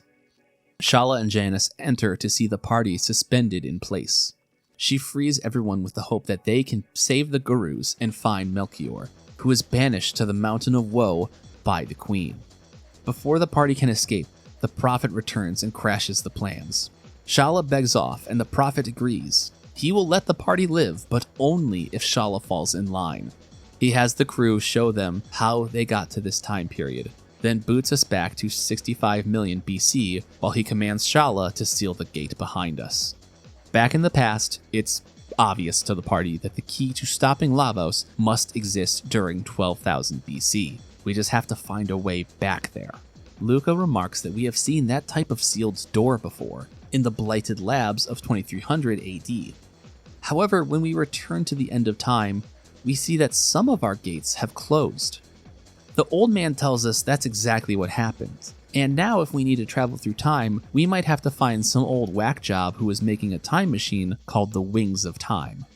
In the future, we immediately see more than just the door Luca recalled. Our charge pendant allows us to get various goodie rooms across the lab. The door we need lies in the Keeper's Dome. Once inside, we find scattered recordings from a man named Balthazar, the Guru of Reason. He retells the story of Lavos, how Lavos hurled to Earth in the past, was summoned by Magus, and eventually destroyed the world in 1999. He admits that his grip on sanity is slipping, and entrusts whoever finds this room with his greatest invention, the Wings of Time. As the party discover the aircraft, a creature Balthazar imprinted himself onto teaches us how to use it, allowing Chrono and the gang to travel eras without needing the gates any longer. We can also name it, christening it the Epic. That's how that's pronounced, right? I was being a bit of a dickhead about properly pronouncing Masamune, but it is pronounced Epic, not Epoch, because I thought it was like Epoch until like very, very recently. Slipping the surly bonds of time, we can return to 12,000 BC. However, the teleporter back to the Magic Kingdom has been turned off. Elsewhere, we find a cave where the Earthbound ones are staying, in a village called Algady. Don't let the rags and tags fool you. This houses the most buffed up and expensive equipment you can buy. Just 2 weapons completely emptied my bank account. The Earthbound ones tell you again that the Guru of Life was banished to Mount Woe, which you can access if you traverse the Den of Beasts. This leads to the boss fight that gave me the most amount of shit so far, and it's just 2 elemental dudes and an imp. This fight is not inherently complex or unfair, I kinda just brought the wrong setup of characters. Any amount of genre savvy will tell you that the red beast needs to be nailed with water attacks, and the blue one needs to be crushed with fire. Like, duh. And since I only had Luca with me, that means I could delete the blue beast with relative ease. I say relative, because the imp and the beast are constantly hitting, and no one in my team was that great of a healer. Speaking of, the imp will heal everyone for 150 pretty repeatedly, so I tried to gun him down next, and I literally could not. He's so resistant to everything that my attacks were doing piddly damage, and he would double heal right through them. I had to take down the red beast the old-fashioned way, which took forever because no one had any good single-target techs that weren't fire-based. And then, when he was all alone, the imp could get squashed more easily. Jesus! After that ordeal, you ascend the floating Mount Woe, which honestly has a fair amount of fights you have to deal with, but thankfully none of them are overly difficult. You do run into these creatures called Rubbles, which immediately lock out your techs and items, have extremely high evasion, and will run away if you can't tag them in time. There's no danger involved, they don't attack, but they have massive dumps of EXP when defeated, so you want to score as many of these as possible. You will also have a bit of a mini-boss with the Man-Eaters. Pretty weak enemies, but they can easily confuse the party. I actually took them down with just Chrono, because everyone else was busy seeing stars. At the top of the mountain, we find the Guru encased in ice. He quickly disappears as a gigantic motherfucker shows up to fight us. Giga Gaia also gave me a hard time. In fact, I wiped him on my first couple attempts. He's a boss in 2 hands encounter, but the shadow and fire attacks he casts with both hands do significant damage, happen back to back, and repeat pretty fast. Racing this is the hard part of the fight. You need to focus down one of these hands with 2,000 damage before they wipe your party. After that, things get much easier. Giga Gaia will obviously respawn these hands after a while, but they come back with only 1,000 HP and can be more easily defeated before he starts ripping the big spells. Funnily enough, I think that initial race against the hands was a point of issue for people, because in the DS version of Chrono Trigger, they just start with 1,000 health. Regardless, after his defeat, we are reintroduced to Melchior. I say reintroduced because at this point in the timeline, he hasn't met us yet. Melchior ties together a lot of what we've been figuring out so far. The energy the Mammon machine draws has degenerated the Queen, so much so that Lavos has stolen her spirit. Before we can talk anymore, Mount Woe breaks from its chains and crashes. Back with the Earthbound ones, Shala and Janice appear to the group. They alert everyone that the Ocean Palace is now operational, and while this should spell doom, Shala refuses to activate the Mammon machine. She turned the teleporter back on so the party can stop her mother. That's all dandy until Dalton shows up, blasts Melchior, slaps Janice around, and takes Shala back to put everything in motion. After the commotion, Melchior entrusts Chrono with the ruby knife, as they are still willing to challenge the queen, stop Lavos from being awakened, and save the world. Getting back to Zeal, we see that the Mammon machine has already been transported down to the Ocean Palace. In the Queen's room, we see that Dalton was left behind on guard duty and is not too pleased about it. He engages the party, but is a real wimpy fight. He just halves your HP repeatedly and goes down with a couple good hits. He does some damage on the way out, which tagged Chrono, but he's doing fine on EXP. I don't think this one's going to put him down the curve too badly. Dalton escapes into what looks like a gate, but is actually an elevator down to the Ocean Palace. As the party enter the palace, we see that Shala has been forced to operate the Mammon machine, turning it to full power. Chrono, Ayla, and Frog race through the winding magmatic lair to try and stop them. Across maze-like terrain, dangerous descending stairways, and an elevator full of back-to-back fights, our party race to stop the Queen, who is getting more and more powerful from the Mammon machine as we speak. Both Masa and Mune, original magicians of Zeal, touch base with you as you claw your way through the Ocean Palace. At the bottom floor, we run into Dalton again. To slow us down, he summons the Golem twins. Sure, last time we lost, but it was a battle we should lose. This time, even with two of them, I am sure we can put up more of a fight. Oh my fucking god! These peckerheads pretty much two-shot anyone, thanks to having your HP and then hitting for around 300 with their regular attack. This comes out lightning fast too. You really can't race against this while trying to heal up each turn. They can target someone down too quickly. The key to this fight was that I kinda had the wrong party. Not the worst, but I wasn't doing myself any favors. The golems will copycat anything they are struck by. This includes physical attacks, which will have them copycat back to their iron balls and huge hits. They also counter lightning with lightning 2, so Chrono's element is out of the question. That left Frog. I needed to hit both of them with water 2, so they did their significantly weaker water and ice spells. Then just spend the rest of the battle doing Sword Stream with Chrono and Frog while Ayla kisses away any boo-boos. For how hard the first turn is, this battle was basically on autopilot once I got the groove correct. With the Golem twins defeated, Dalton is about to summon the Golem boss when the power of Lavos takes over. Rather, not wanting to risk defeat before becoming immortal, Dalton lets us off the hook as he hightails it back to the Mammon machine. Following him inside, we see that the machine is starting to go haywire. It strikes Shala down with its electrical power. With no time left to lose, Chrono takes out the ruby knife, which unbeknownst to the party has fused with Masa and Mune to become the Masa Mune, and plunges it into the abomination. But as the screen blinds with white light, it's already too late. Lavos emerges. The party draw their blades, but it is just a formality. Lavos destroys them all in the first turn. Prophet appears afterwards, decloaking himself to reveal it has been Magus the entire time, and he has a score he wishes to settle with the World Ender. Shala and the Queen arrive as well, as Shala fruitlessly tries to stop her mother. The Queen rides Lavos in victory, with Magus attempting to fell the beast to absolutely no avail. With everyone defeated and no hope left, Chrono begins to stand and approach Lavos. Foolishly attempting to take it on single-handed, Chrono courses with energy as the pendant rises from his body, blinding all around as he is disintegrated before the eyes of his friends. Back in the room of the Mammon machine, Magus, Shala, Ayla, Frog, and the pendant return from the battle with Lavos. Shala uses the last of her pendant's power to teleport everyone to safety, as the Ocean Palace is about to explode.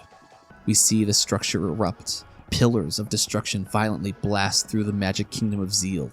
The rubble of the floating islands begins to hurl back to Earth. Below, the Earthbound ones watch in terror as the massive rocks falling from the sky create an overwhelming tidal wave. Ayla and Frog awaken in a hut. The Earthbound One Elder tells them of the destruction, saying the Epic and the Pendant survived, but there's no sign of Chrono. While the Enlightened and Earthbound ones lick their wounds, fucking Dalton shows up. Since he hightailed it out of there, he's totally fine and walking around big dick style like he owns the place. He claims the Epic as his own, defeats the party, and when everyone wakes up, they realize all of their equipment, items, and money are gone. That's not the only thing they soon realize. As it turns out, they've been put on the Blackbird as it's racing through the skies.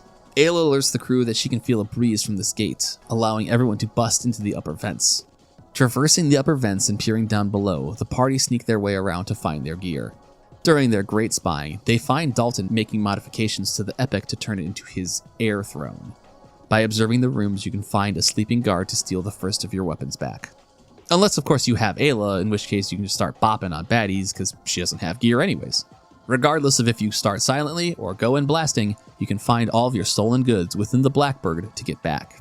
Escaping to the wing of the Blackbird, we encounter, oh god, not another golem! I've had such a hard time with golems, and this one's counting down faster than any boss I've ever seen. Shit. Oh. Well, it seems the golem is actually afraid of heights and is feeling kind of shaky about being out here, so he just bounces out. Meanwhile, Dalton has finished his work on what he dubs the Arrow Dalton Imperial. Cut that fucking celebratory music. Play Dalton's forbidding music instead. As he dive bombs the party with laser beams, Marl has had enough and jumps on board to duke it out. This is only slightly more of a boss battle than the Golem boss. Slap him around for a bit and then Dalton will attempt to summon the Golem boss, but because there isn't anyone to summon, gets claimed by the portal instead. Now that they are piloting the Epic again, they test the controls to make sure Dalton didn't mess with them.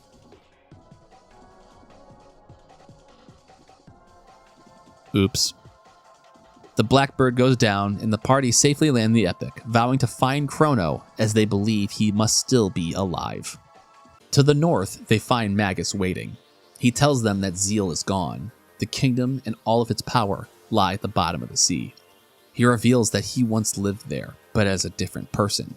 We get a flashback to the Mammon machine activating in a different timeline. Shala, the Queen, and the three gurus, Balthazar, Melchior, and Gaspar, are there. As the machine begins to overload with power, Janice enters the room to see what's happening. They all are warped to Lavos, as the World Ender begins to warp the gurus through time. Lavos does not spare Janice either. We see Melchior warped to Medina in 1000 AD. We see Balthazar warped to the Keeper's Dome in 2300 AD. And we see Gaspar warped to nothingness. He realizes he's been warped to the end of time. That's right. The old man at the end of time is the original guru, Gaspar.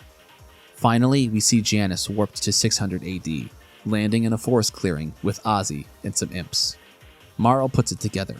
Magus is Janice from a different timeline. Magus' summoning of Lavos was not to doom the world. He wished to defeat the creature. But defeating Lavos is no easy task, and when they were all warped back to 12,000 BC, he used his knowledge of the future to disguise himself as a prophet. Admitting the power of Lavos, he shrugs off the loss of Chrono, calling him nothing more than a fool who got burned playing with fire.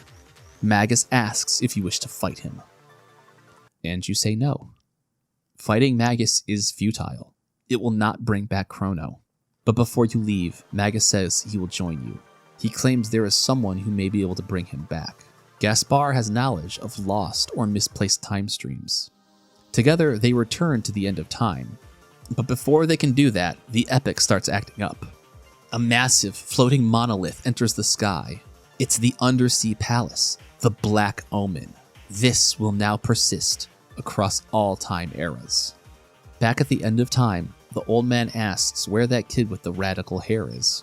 When he is told of Chrono's passing, he seemingly plays coy about being the guru of time and expresses his condolences, but says the only thing he can offer the party is a song, The Memories of Chrono. After all, it's not unique that we would wish for our loved ones to come back. Chrono would be proud to have friends like you all. But before the party can leave dejected, the old man beckons them back. He gives them an egg called the Chrono Trigger. To understand how the Chrono Trigger works, he tells the party to visit Balthazar. He says it's pure potential. The effort you put into trying to find your friend may be able to affect time. Nothing more, nothing less. And, well, he supposes he is Gaspar, the Guru of Time. He used to be called that a long time ago. As long as you keep Chrono in your heart, the day you are dreaming of shall arrive. If we speak to Balthazar back in 2300 AD, he mentions that traveling to Death Peak with a clone of a person important to the space-time continuum will allow the Chrono Trigger to bring them back. Now, where on earth do we get a clone of Chrono? Actually, it's way back at the Millennium Fair. Dick, I don't have enough points. Marl, get to grinding. Sorry, Gato. Do a quick Simon Says, and the Chrono clone will be delivered to his house. Actually getting the item is possibly Luca's hardest task yet, as she barely keeps it together, lying to Chrono's mom that he's doing okay. With the clone retrieved, Balthazar will send out 3 creatures he has programmed to help you climb Death Peak. With the last of his help now completed, he asks a favor. Please, switch him off and let him sleep. Sleep past time itself.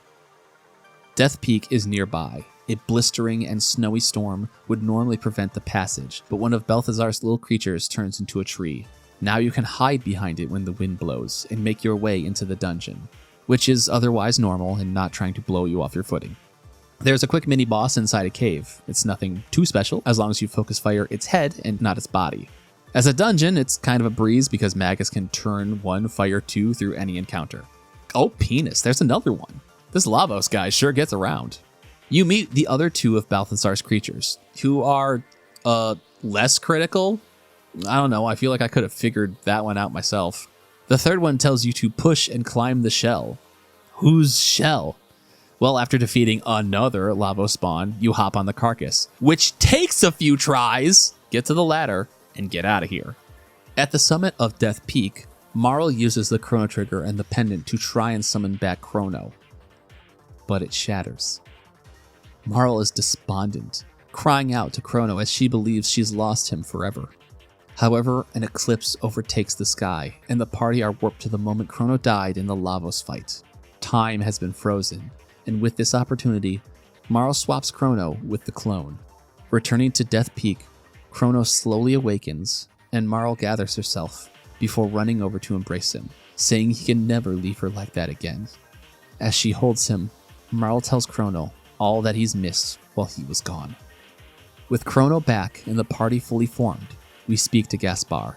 Other than being glad to see Chrono is alive again, he lets us know that it's time for us to finally take on Lavos, with a variety of ways we can do so.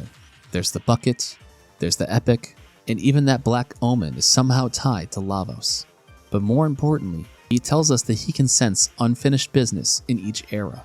Gaspar literally gives us a rundown of side quests left to do, and so we will delay saving the world for a little bit, because it's time to run through everyone's side quest. Now, saving Chrono was more or less his side quest, which means it's time to go through the party ranks. Ayla's side quest barely counts as one. She tells you that there is a strong defensive item at her village, and she is correct. You can trade 10 of each prehistoric item for the rupee armor. Next! Luca is pondering aloud about solar energy, and has a brief flash of some place new in 2300 AD shows us where we need to go. Heading into the Sun Palace, we find a fucking gimmick boss if there ever was one. Son of Sun can only be damaged by finding the correct one of his flames and beating on it. Anything less than that will trigger a fiery counterattack. This, alongside the normal fiery attacks, means you'll want to load up on anti-flame armor because otherwise you will be wiped out. I say that from experience. Even geared up, this fight is tough. The periodic flares into eye laser can easily nuke a character, and every so often, Son of Sun will spin his flames to hide the vulnerable one again. It's a really taxing fight, but at the end of it, you will get the Moonstone from its defeats. Lucas says this solar-powered stone has basically no juice left in it. It would need to gather some serious sunlight. This should be easy with a little bit of time jumping. Simply go to 65 million BC, leave the Moonstone at the Sun Keep where it has constant direct sunlight, go back to the future, and oh fuck, it's missing. Someone in a different era must have stolen it. After narrowing it down to 1000 AD, you see that the mayor of Por's house is, radiant.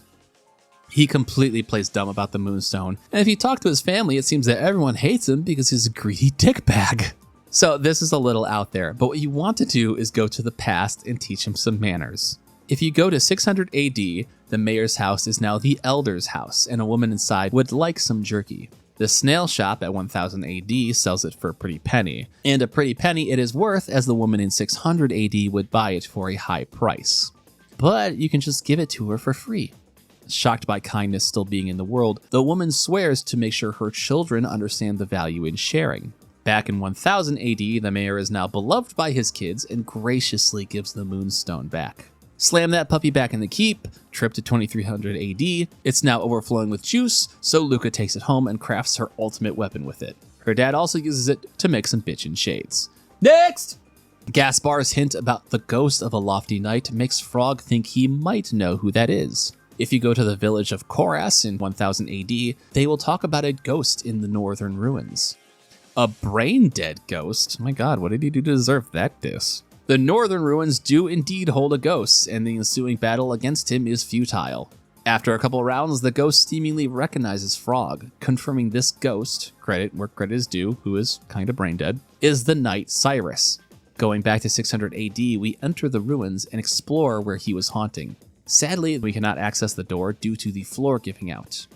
If you go to the cafe, you meet this fucking guy. Oh my god. He's drinking, and when you talk to him, he just throws up his hands and goes, "My tools have been stolen, I can't get any work done." He just has to have that accent right. I'm not crazy for giving him that voice.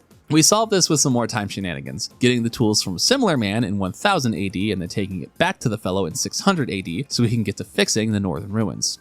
Him and his boys get some work done, but you need to clear out the rest of the monsters before they can fix any more. With the second set of fixes complete, the party can access Cyrus's tombstone as it calls him a fool that challenged Magus. Frog steps to the tombstone and has an emotional goodbye as the ghost of Cyrus appears. Cyrus can tell that Glenn has become the superior knight and feels safe in knowing that everyone is safe in Glenn's hands. Frog bids his last teary farewell to his friend as the spirit disappears. But after doing so, the Masamune glows with a new power. We actually see the brothers back again as they ponder on what they just saw, combining their powers yet once more to create Frog's final and ultimate weapon, the fully powered Masamune. Before you leave, look at the tombstone once more. It now reads, "Cyrus sleeps here, avenged by his friend Glenn." How lovely. Anyways, next! Magus will tell you that Ozzy had a hideout and will show you a flash of its location. This is pretty simple. We are going to 600 AD and we'll finish off Ozzy once and for all. His hideout is pretty much a linear shot of hallways, wherein we do battle again with Flea and Slash, both of which are massive pushovers now, and chuckle our way through more of Ozzy's comedy bits. But at the end, we do a 3-on-3 fight that is much more difficult. Before the fight, Ozzy, Flea, and Slash all announce that they have extra special items that make them powerful. If there was ever a fight to have Ayla charm items off of people, this is the one. Keep the party alive until Ayla gets the goodies off each person, and then focus down Slash. He only has 4000 HP, and when he dies, Flea will run away, making it easy to beat up on Ozzy and finish the fight. Afterward, Ozzy does the same hiding in ice gimmick as before, but attacking any switch behind him will pitfall you instead. Run back to try it again, and this time a small kitty cat will come out of nowhere and press the extra secret switch that finally pitfalls Ozzy to his end. Next! The next side quest actually does not involve anyone from the party. If you will recall, when we first went to the Kingdom of Zeal, there was a woman with a sapling we encouraged to plant instead of destroy. If you go to 600 AD, this sapling is in the hands of Fiona near the Desert of Por.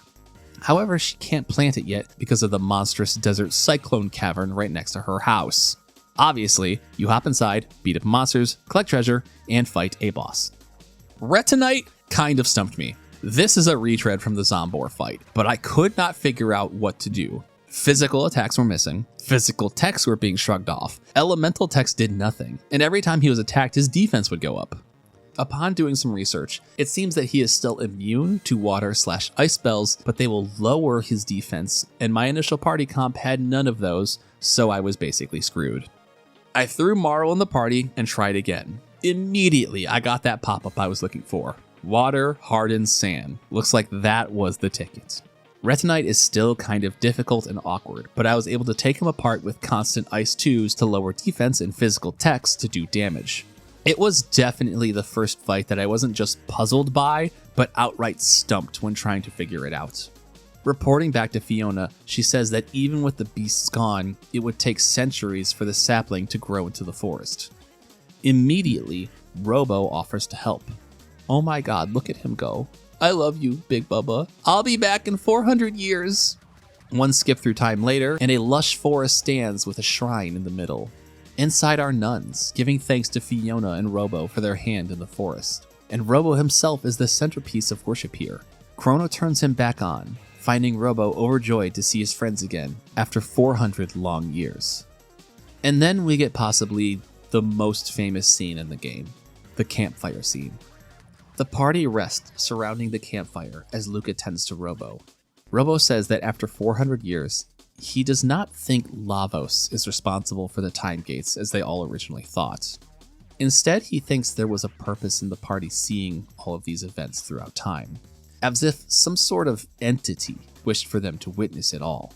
There must be something important to what they have seen thus far. The gang goes so far as to theorize that it must be like how a person's life flashes before their eyes when they die.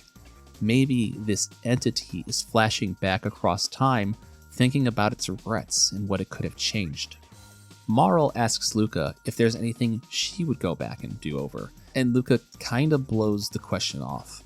But she mentions there's something she doesn't like to think about. After everyone goes to sleep, Luca wakes up. Near the campfire is a time gate that takes Luca back to her old house. The diary entry reads 1990 AD. Another diary entry the room over is from Luca's dad, saying the emergency shutoff password is the name of his lovely wife. As Luca enters the living room, she sees the scene from her past. Her mother is inspecting one of her dad's machines, and her skirt gets stuck. Little Luca doesn't know how to stop the machine, but our Luca runs over, and in one of the coolest things in this game has done, punches the password of her mother Lara, which is done by pressing L button, A button, R button, A button. Lara is saved, and when Luca comes into her room, there is a second diary entry where Luca says she should learn more about machines to make sure nothing like this ever happens. As Luca returns to 1000 AD, Robo is waiting for her and simply tells her that she has a kind heart and is always thinking of others. He gives her the Green Dream, a revival accessory, which was a piece of amber he's been working on during those 400 years. Luca tells Robo that he's very sweet, and the side quest ends. But that's only how it goes if you save Lara. If you, understandably, are stumped by the passcode, then Lara will lose her legs in the mechanical accident. As detailed by Peter Tyrus in this write-up for Kotaku, if Luca returns having not saved her mother, Robo will offer his mechanical legs and volunteer to use treads. While this is another adorable showcase of the empathy Robo has, I think Peter is right in pointing to this scene as a standout one. He writes, Chrono Trigger is full of moments like this. Each action leads to a new revelation, both thematically, as in the nature of time travel itself, and from the perspective of character development. It also makes us feel closer to the characters, seeing directly how their relationship is evolving, and how the present threads together with the past and the future. The campfire scene feels like Chrono Trigger hitting its hardest. It is a game that knows how to say a lot in a little, how to make one or two sentences hold more water than they feel like they should. But this is the time where it really sits down and lays it on thick. Both philosophically with Robo, of all people, bringing up his belief in the nature of time travel, but also Luca dovetailing that theory into her own regret-fueled time travel sequence. Next! Robo wonders if the origins of machinery mean the origins of himself. He flashes a shot of the Genodome in 2300 AD. With Robo leading the party, the Genodome welcomes him as his original serial number R66Y, but also refers to him as Prometheus. Also, the Genodome doesn't like humans, so it tries to put the whack on them with a series of fights on this conveyor belt. Successfully getting into the Genodome grants you like a real-ass dungeon. If you fight your way to this video screen, you get the lowdown of this place. You need to charge Robo so he can basically battery power some of the doors here. There's a green guard bot that can only be gotten past by putting a second green guard bot in front of him, and these two dolls are needed to fight Mother Brain. Wow, get to stepping, we got work to do. All the while, the Genodome will butt in to talk about how humanity is worthless. Let me tell you what's worthless. The fucking tracking on this green guard bot. Oh my god, get with the fucking program, dude. Learn how to take a corner. At the top floor, Robo runs into Atropos. She is a girl robot. Hopefully the bright pink coloring and massive ribbon bow gets that across. Atropos addresses Robo as Prometheus and chides him for working with humans. She reveals that Prometheus is special. He was programmed to live with and study humans. Robo beats back Atropos and says he's no Prometheus, he's Robo, and tells Luca and Frog to back off so he can take on Atropos himself. This fight is honestly kind of wimpy, but because it's a one-on-one battle, that's okay. Atropos can do pretty much everything Robo can, but is overall weaker. Eventually you beat her and it shakes her programming. Atropos says that Mother reprogrammed her to eliminate humans more efficiently. Robo and Luca tend to her, but her levels are already plummeting. It's too late for her. She gives Robo her ribbon, raising his speed and magic defense stats. Here's footage of me thumbing through the inventory because I thought it was a literal item she gave me. At the end is Mother Brain, the creator of Robo's manufacturing line. She beckons Robo back, saying she will reprogram him and wipe away those useless memories. Robo shoots back that he would never let go of his precious memories or his irreplaceable friends. This fight is honestly a pushover. Her 3 monitors constantly heal her, so you have to get rid of them. I thought something bad would happen if you got rid of all 3, and it does, but it was barely a scratch on my armor. You uninstall Mother Brain from life, get some cool weapons for Robo, and he shuts down the robot factory to end his side quest. Next! The final side quest is Marl's, and she offers nothing more than a forlorn wondering about her father. But Gaspar's comments are about a Middle Ages object that sparkles like the rainbow, so we are off to 600 AD. At Chorus, there is an adventurer named Toma who is hunting for the rainbow shell. He gives you a pop, denoting that he uses the correct vernacular, and tells you to pour it on his grave. He realizes this is weird. In 1000 AD, the Cape off Chorus has a tombstone for Toma. You pour one out for the homie and his spirit comes back to life to tell you he knows where the rainbow shell is. To the northwest is the Giant's Claw, where the rainbow shell can be found. Anyways, enough of being a ghost. Gotta shove off. Yeah, they're really hanging a lampshade on this one. Inside the Giant's Claw, we find a diary entry from Toma that really sounds like he should be less interested in finding that rainbow shell and more interested in finding the rest of his missing marbles. One room further, the party realizes this is the Tyranno lair from 65 million BC. The dungeon consists of earthen caverns and some parts of the Tyranno lair dragged up from the underground. Very literal pieces you've traveled before. Speaking of Tyranno, well, let me figure out how to activate this fight. There we go! The Black Tyranno is back as the Rust Tyranno, and it's pretty much the same fight, but easier now. He still does the countdown from 5, but at this point it's a bit easier to shrug off the attack. He has just got a metric butt ton of health, so the fight goes on for a bit, but there isn't much difficulty. Behind him lies the rainbow shell, which is fucking gigantic. Chrono, Luca, and Marl can't even lift the thing, so Marl asks for the 600 AD Guardian royalty to take care of it and hold it in the kingdom. Side quest over, right? Well, head back to 1000 AD and it turns out the trial of the century is taking place, and the king is the one in the hot seat. Marl yells her way into the court chambers as we see the Chancellor accuse the king of selling off the royal heirlooms. While this is looking like a setup from the Chancellor, the judge would like proof of this rainbow shell. Downstairs is a new chamber filled with monsters, extremely weak monsters from the start of the game, that guard the rainbow shell.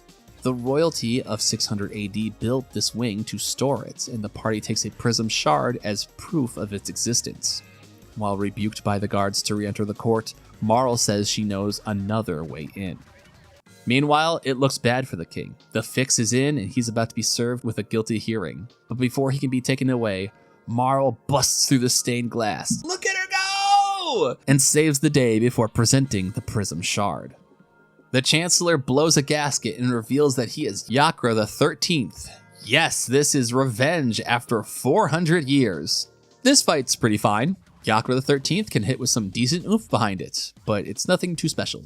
The real issue is that he loves to confuse the party and it can take you out of your groove. He also does an attack on death that nearly sent Luna on the walk to the other side. With Yakra the 13th defeated, Marl and the king make up. Their relationship has been on the rocks the whole game, but they are finally able to be a bit more open with each other and discuss the late queen, among other things.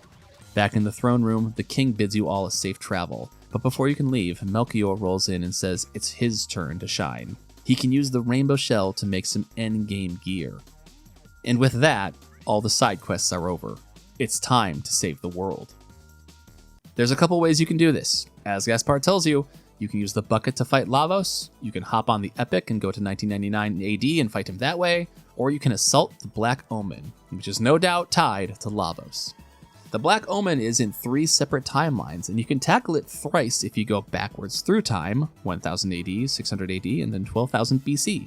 Landing on the Black Omen, the Queen of Zeal tells you that she is immortal due to the power of Lavos, and that 1999 will be the day the planet is done for. She then calls this chucklefuck to take care of us. The Mega Mutant seems scary because he hands out status effects like it's buy one get one, but a couple of your strongest double or triple techs will take him out. He's not that tanky. Honestly, some of the regular encounters you'll find in the Black Omen are tougher. The path through this place is packed to the fucking gills with baddies that are either difficult or annoying, with very little in between to smooth it out. It's almost like it's the climax of this game or something. No, not the evil gatos! Anything but! After an exhaustive amount of dungeoning. I'm serious, it's been hours since the last time we went through a zone this knee-deep in encounters. We meet the Giga Mutant. Fuck you, Anapod 3, go burr. Do a couple more encounter hallways. Honestly, I could have just had the previous elevator fights on reverse. And you get to the final mutant, the Terra Mutant. This guy is actually a bit of a fight. Unlike its brethren, this one's lower portion has a huge tank of HP that the top portion will occasionally siphon 1000 points from. You can't really beat up on the bottom, so you have to find a way to hit the top hard enough to negate the occasional big heals it does. Thankfully, when the top dies, the bottom goes with it. There's no rest because you'll fight another lava spawn like 2 rooms over. He may hit harder than the previous ones you fought, but the strategy is the same. Don't attack the shell, knock him in the noggin, you got this. Finally, we fight Zeal. The Queen does some villain speeching before we start a multi-phase battle. Phase 1 is kinda gimmicky. She will reduce the party's health to 1 HP, and it's up to you to make sure you recover in time before she kills someone. My party comp is not exactly made for multi-party heals, so there was one time towards the end where she did cook Marl before the heal went off. With her defeat, she will fuse with the Mammon Machine for Phase 2. This is also not that crazy. The more you attack, the more its defense in that type of attack, physical or magical, may go up. But it's not overall tanky or powerful, so you can get through this without too much of an issue. For her final phase, Zeal will take you on top of the Black Omen and take the form of a boss with 2 arms encounter. This is a much longer fight, but it's not overly difficult as long as you do not attack the hands. Each hand will counterattack when struck. One counters by taking your HP to 1, the other counters by taking your magic to 0. As long as you don't use any giant multi-target attacks, this is primarily a doable fight that just takes a little longer than the others. Zeal will drop the party's HP all to 1 and rip all the MP from one character, but this only happens once each. With Zeal defeated 3 times, she stops playing around and decides to summon Lavos directly from the depths. It is finally time to take on the World Ender directly. The first phase of the Lavos fight is a boss rush. Lavos will take on the attributes of, in this order, Dragon Tank, Guardian, Hecarim, Zombor, Masamune, Nizbel, Magus, Azala and the Black Tyranno, and the Giga Gaia. The good news is that these fights are exactly as you remember them with each strength or weakness. The better news is that they have not been scaled up in HP, so most of them can kind of just be sneezed on with your biggest spells and immediately dropped. In between each boss mode, you have a chance to open your menu and heal before starting the next one. So honestly, this is kind of a cakewalk. Phase 2 is more like the real Lavos, raining down big hit attacks that strike the whole party. This isn't the most diabolical amount of damage you have seen, but Chaotic Zone inflicts confusion on your party and can be a massive issue if you don't have the immunities against it. While a bigger fight than the boss rush, you eventually cave Lavos' head in. Convinced that the fight isn't over yet, the party enter Lavos directly.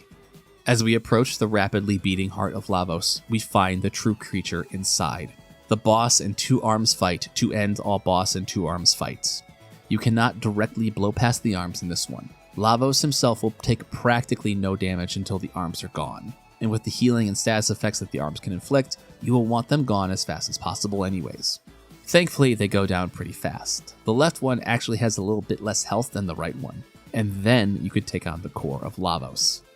This is a lot like the previous Lavos fight, but turned up a notch. Between laser beams and Shadow Doom Blaze, Lavos can deal huge chunks of damage party-wide. Chrono was living on a thread a couple times after these came down. Adding in the spells that cause confusion and poison, this can get a little tricky to stay stable and keep doing the DPS. Once defeated, one final Lavos form remains. Luca says she's figured it out. Lavos comes to planets to cultivate them, so it can feed before leaving again to find new worlds, reducing all of our art, science, and culture into nothing more than cattle bred for slaughter. Marl readies herself and declares that this is everyone's world, and Lavos will not be taking it from them. Lavos transports us to a pulsating green dimension as the final battle begins.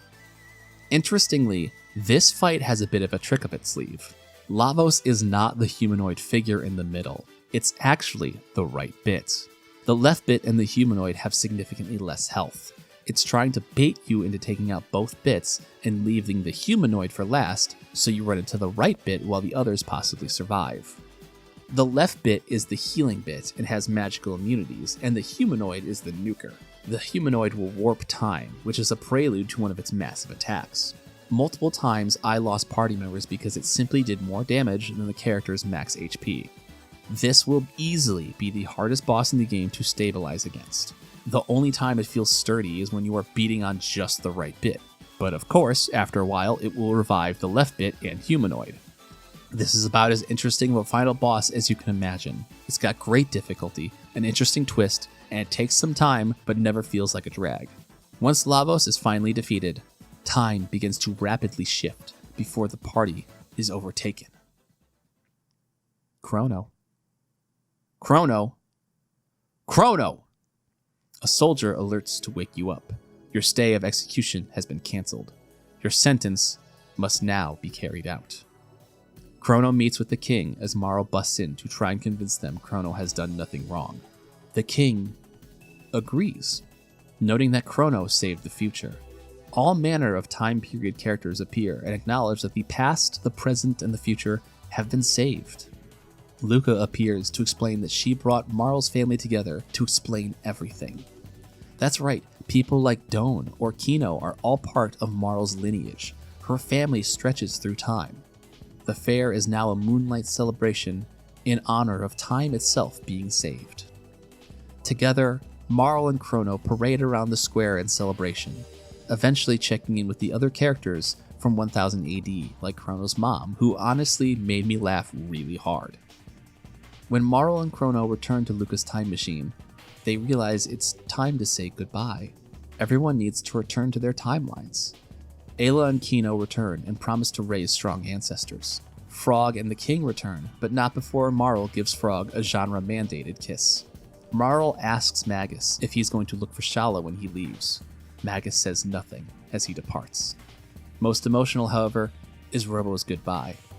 Robo was born in a blighted future. Now that the world's been saved, it's not certain that Robo would ever be created in his timeline. Despite trying to hold it in, Luca breaks down crying as Robo leaves, confident he will exist in the future. With everyone returned, Luca asks if Chrono and Marl remember their talk about the entity.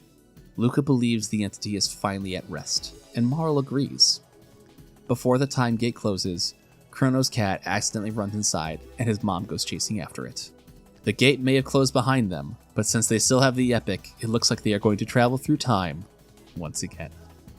Before they can leave, the king has a gift for Marl. A new bell called Nadia's Bell is to be installed at the square. He could, use a hand installing it, but Marl has more important things to do. Luca's father shows up fashionably late and lets loose fireworks, giving us our credits as we see the epic soar through the night sky. Flying over the lights of civilizations down below, we start to see it cross eras.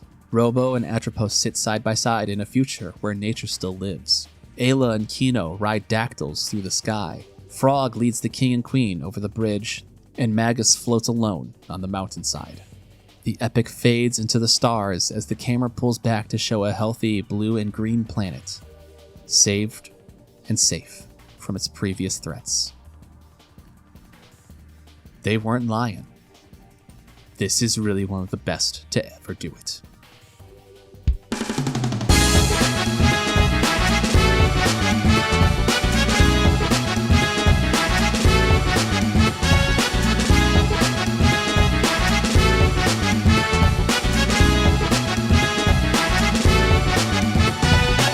I don't know where Chrono Trigger is going to land on my favorite games ever list. I don't think it's beating down the door to the number 2 spot like Final Fantasy VI was.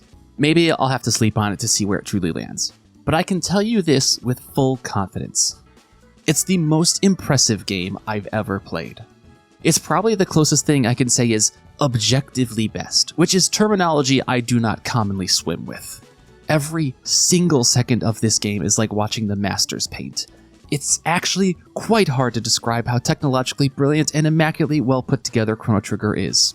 I briefly waxed about this in the presentation section, but Chrono Trigger feels so advanced. It feels like a somewhat unfulfilled promise of what JRPGs are truly capable of. And the only reason we didn't see what could come after Chrono Trigger is that the 3D explosion caused a soft reboot on the genre. You would have to build back to this point. You would have to learn with new tools, new advancements, and new limitations how to return to this impressive of a display. And with 30 years removed from Chrono Trigger, I'm not sure we ever did. In fact, I'm not sure we ever could. I don't think we can make another Chrono Trigger anymore. I think it had to exist in exactly this time frame, under these tools, under these advancements, and under these limitations. But it's not just the era of when it was made, but who it was made by. Sure, we had the Dream Team, Sakaguchi, Hori, and Toriyama. But to stop the list there would sell the game short. Yoshinori Kitase and Tokashi Tokita were directors. Tetsuya Takahashi was a graphic planner. Ted Woolsey was the translator. Hiroyuki Ito was an event planner. And Nobuo Uematsu assisted with the soundtrack. Then newcomers Yasunori Mitsuda and Masato Kato would soon make their names off of this game. And oodles of lesser-known employees, either at that time or whose importance never made them a household name, were on Chrono Trigger 2.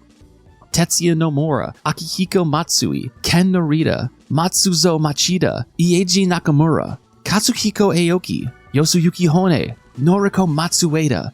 This game has probably pound for pound the most talent ever put on a project.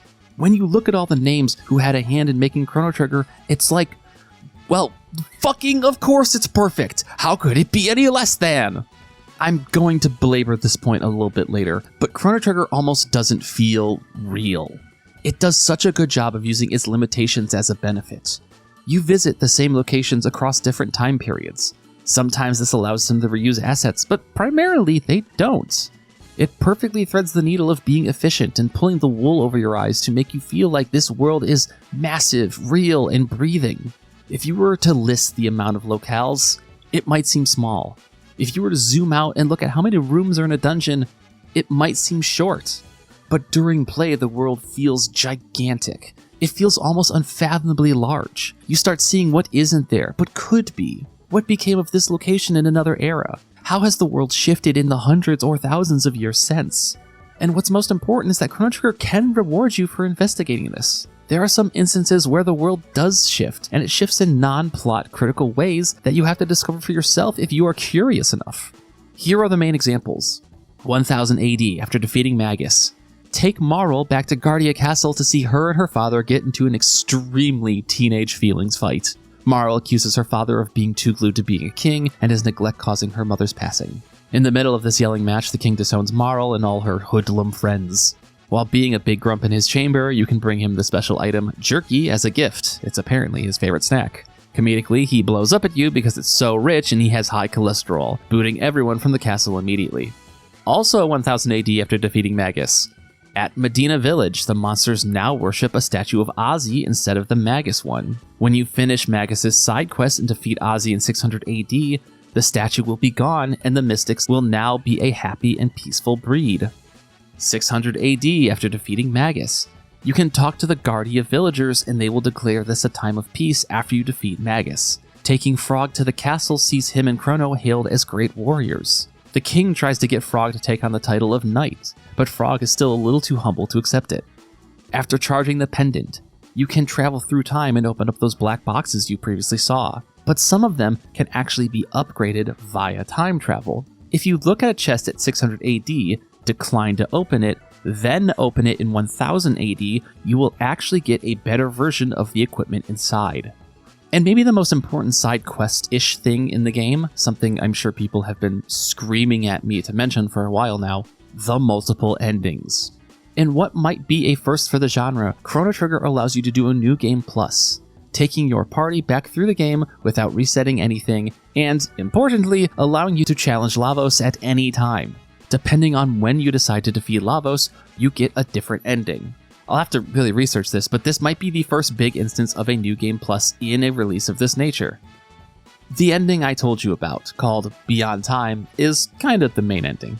This and its sister, the reunion ending, have a variety of changes to them depending on if the epic was destroyed, if Magus is alive, etc. The reunion ending is pretty similar, but it's predicated on not saving Chrono and ends with the gang planning on bringing him back.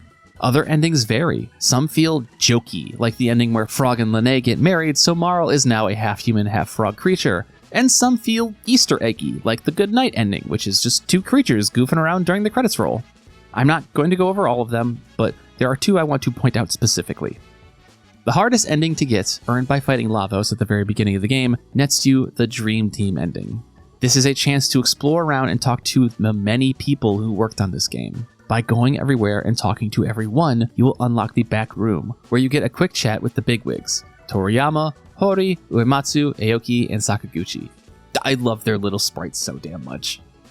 There is also a new ending added for the DS version, wherein you fight a combination of Lavos and Shala called the Time Devourer. Even on defeat, Magus talks to Shala and is told that no amount of power can ever save her. Magus, coping with the idea that nothing will ever save his sister, opts to wipe his memory if his quest is futile. We see him wake up in Guardia Forest, unaware of who or where he is. I bring this up just because, it might be relevant one day. And if the idea of replaying a JRPG, especially in any sort of quick succession, sounds alien to you, well, Chrono Trigger has that covered too. This is, simply put, the single greatest paced game I've ever played. Not even top-notch pacing among its genre contemporaries, which it destroys in comparison, but I think just across gaming as a whole. Chrono Trigger moves you from location to plot point to battle to exploration sequence in a manner that truthfully just blows my mind. This is, relative to its peers, one of the shorter JRPGs around. It will not feel that way. The story section recap cannot portray how the density of this game disguises a breezy experience in playing it. That opening hour represents a level of pacing that any game developer would kill for. In the first hour 15, I met a special girl, encountered a time travel scenario, went into the past to help save her, was joined by colorful characters on my journey, stopped a plan that would ruin the timeline, and safely made it back to my own era with history intact. Motherfucker, that's a self-contained story. You could make a whole movie, or game, or episodic series expanding on just that structure. That's the first fucking hour of this game. Chrono Trigger so excellently casts its adventure and scenarios throughout the game that I would argue the real plot doesn't even kick in until somewhere after the halfway point. Once you get to Zeal, the part of the game Masato Kato details as most completely his work, it really starts cashing all the checks that have been lined up. What starts as a brilliantly told, if not somewhat standard, time travel story begins to fold out in ways that give the game the emotional weight and nuanced storytelling the player has been starting to crave. It sounds almost foolish on paper, but halfway through the game is when some of the most important movers and shakers appear. It feels like the experience resets, like the first half was just the prep work for the real game to begin. And in some ways, I think that's actually what does happen. You'll get almost every playable character in the opening handful of hours, but Chrono Trigger will string you along for ages before that last slot on the character select screen fills in. And maybe because he's one of the most important. This is possibly the best JRPG party I've ever played with. Mechanically speaking, it feels impossible for me to pick favorites. Every time a plot point changed, I wanted to change up my party as well, just because it felt that good to constantly be retooling my approach to the game. There's no stinkers here, no characters who feel irrelevant or weaker expressions of someone else. And to the flip side, no one feels so strong that they are a shoe-in for your party composition. It's not even that you are balancing the strengths and weaknesses of the characters, it's that everyone's expression is so strong that they are missed when not in your active party. Everyone offers something so cool to the gameplay that you long to have that be one of your tools even when you are awash with possibilities with the current party in front of you. And unsurprisingly, the dual and triple text launched this into overdrive. The tech system feels impossibly well balanced. I was at the end of the game still finding ways to use some of my early single techs in normal attacks because the game balance was tuned to a T. Sometimes Antipod 3 did go burr. Sometimes I needed to use good old reliable Cyclone. The only times the tech system feels a little shaky are when certain pairings have similar ones. Sure, Falcon Hit and Line Bomb are close to the same thing, but even then there are some elemental differences. This alone is a reason to boot up New Game Plus. The dual and triple techs are so cool that you will want to unlock all of them. It's so fluid. No matter who you choose to be in your party, you will have access to skills that both rip shit to use and have a logical through line to all the characters using them. There is a tone to Chrono Trigger I'm going to describe as talking to children about death. The majority of this game is a childlike adventure with amazement and wonder. Again, the pacing is so strong as you constantly visit new locations, engage with exciting scenarios, and meet vibrant characters. I have heard many people who grew up with this game describe it as a time travel adventure with your friends, and I think that speaks to how easy it is for a young child to fall into this world. But one of the strengths to the story is that it won't pull its punches. When Chrono Trigger has to talk about something like death, it does so earnestly.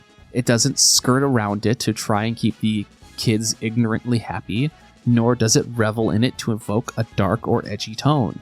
It brings it up with the exact amount of weight and gravity needed. It's tactile when you lose Chrono. The character that has been inseparable from the front side of your party dies, and it holds a weight over the game.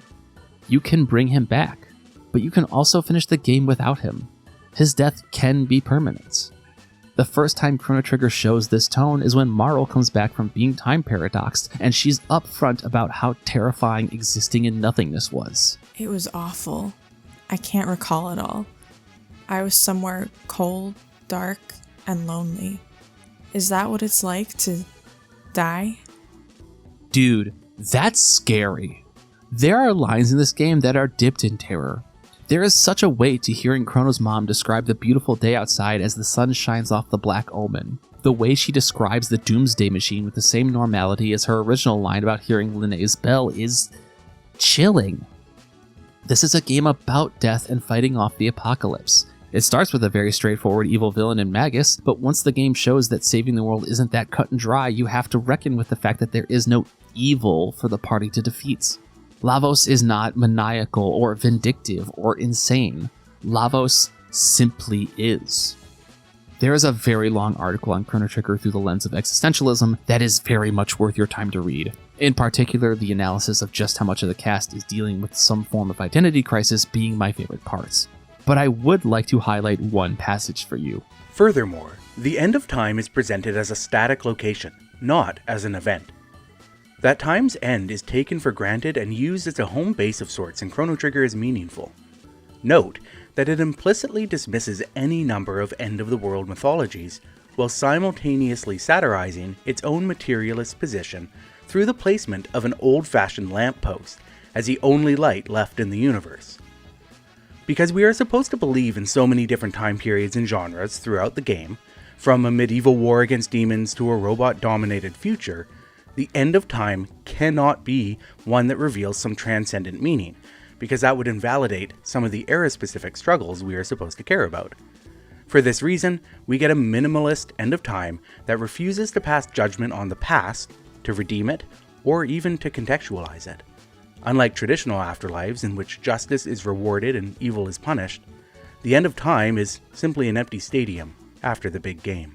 There is a weight and presence to Chrono Trigger that perfectly threads the line of talking about some pretty scary stuff, but doing so with enough plain honesty to not fill you with existential dread. It's going to talk about death, but it's going to talk about death to children. It's not going to hide away from what that means. It doesn't want to insult their intelligence, but it also doesn't want them to spiral into despair. It presents its story and themes with the perfect touch, and we should be eternally grateful that Woolsey was on hand to translate it for us. Ted Woolsey might be a genius. The more I play games he worked on, and the more I understand Japanese, the more I think he might have a brain the size of a dump truck. While heaps of credit should go to Masato Kato and the other writers involved, Woolsey's ability to take a language that does not interface with English very well, pare text down tremendously to fit character limits, and still find a way to imbue it with so much passion and character just fucking blows my mind. This game reads like a greatest hits album of lines. Be it the amount he had to slice to fit limitations or the source material he was working with, the script in this game is all prime cuts. There are lines that jump off the screen, either with impact or importance. My favorite line of his is easily Luca saying, "Take 5, you mugs." It has the quintessential flair of Woolsey's style, but there's so much character to it. I actually tracked down footage of that scene in Japanese to see what the original lines were. Woolsey fucking gets it. He makes mistakes, he gets some stuff wrong, and there are some rogue pop culture references, but he understands the flavor a script needs to have for it to connect with the player. In a game packed to the gills with jaw-dropping shit, Woolsey's work is one of the things I walked away from the strongest. Welcome back to Master Geek Theater, where I'm the motherfucker you're stuck with. Today we are going to be looking at another one of the Boss Fight Books releases. This time it's Chrono Trigger by author Michael P. Williams. And I'm going to be honest, I don't know how I feel about this book. There's potentially a part of me that is just kind of setting the bar a little too high by Sebastian Decken's release on Boss Fight Books. His excellent Final Fantasy VI book really breathed life into seeing that game through a very specific and unique viewpoint via its music and his extreme, just bewilderingly good knowledge of music. In comparison, the Chrono Trigger book from Boss Fight Games kind of just feels like a book about Chrono Trigger, if that makes sense. I don't know if I don't really want to be too critical of Michael P. Williams, but this book feels like it's at times justifying its existence. There is not the in-depth critique that you might be looking for in this. It kind of flirts back and forth between topics that you can start to disintegrate a little bit and pick at and pull at. But a lot of the book never really feels like I'm learning all that much about the game that's new or exciting or new revelations about how things come together. There's bits and there's pieces of it, but when you take this and you compare it against that 6-part view of Chrono Trigger through existentialism, like, this does not really compare to that. The things that this book does best are actually the moments where Michael P. Williams puts himself into the book's narrative, so to speak. He explains his experiences living in Fukuoka, teaching Japanese, how his life as a gay man in that country was very different, and how some of those things relate back to Chrono Trigger. It is Chrono Trigger through the eyes of a person, and that's not like there isn't worth to that, you know? But at times it doesn't feel like you're really learning as much about Chrono Trigger as much as you are learning one man's perspective on it.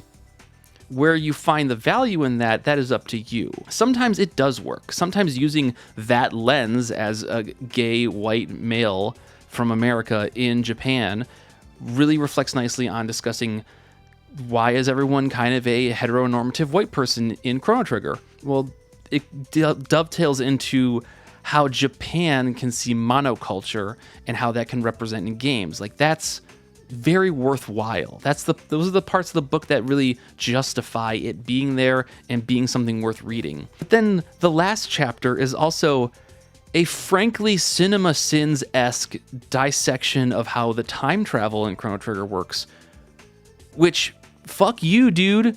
That's not something you need to pick apart. What are you doing by that? By dissecting Chrono Trigger that way? What are you getting at? What are you proving? What are you making better? If your critique is that, Chrono Trigger's depiction of time travel isn't accurate, well, no fucking shit, man. Like, it's in service of something.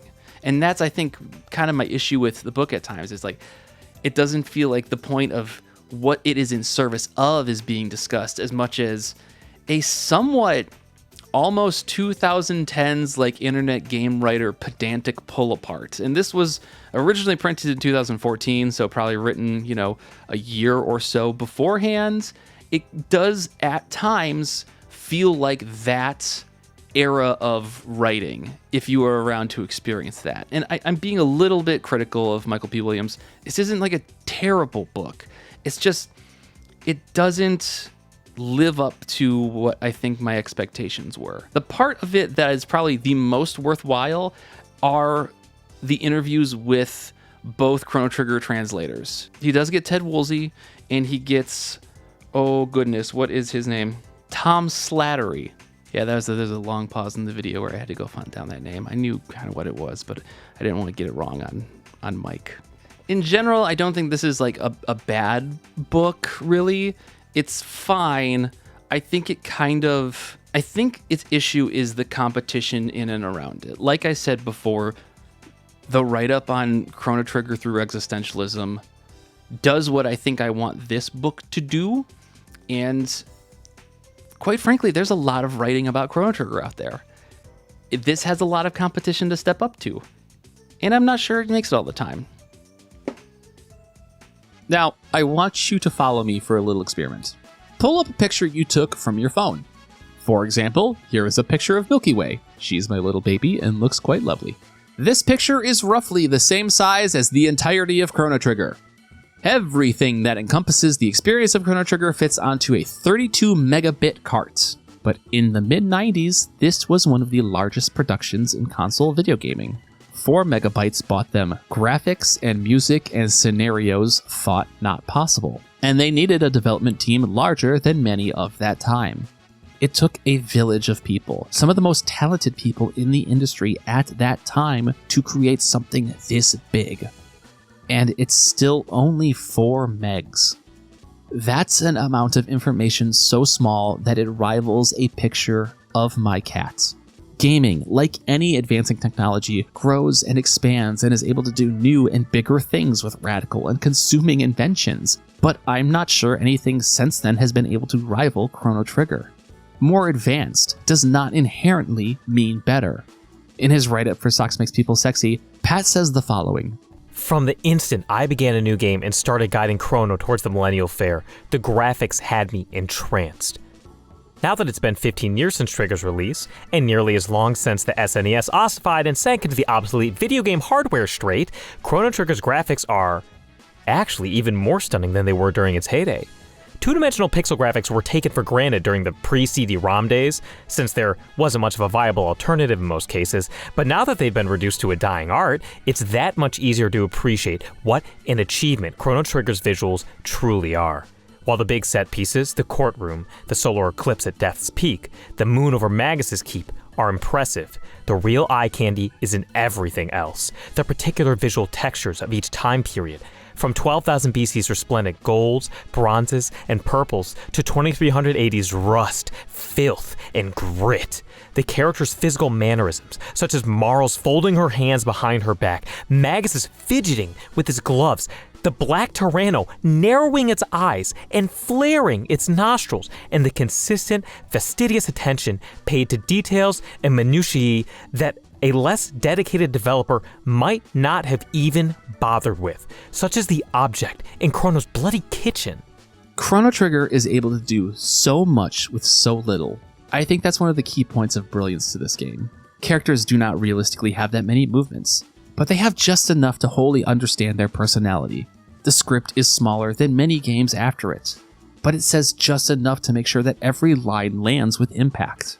The soundtrack is dwarfed by the releases in the CD-ROM era, but it has just enough to charge every scene, moment, climax, or lull with emotion. Chrono Trigger is ravishing in ways that fill in the blanks around it.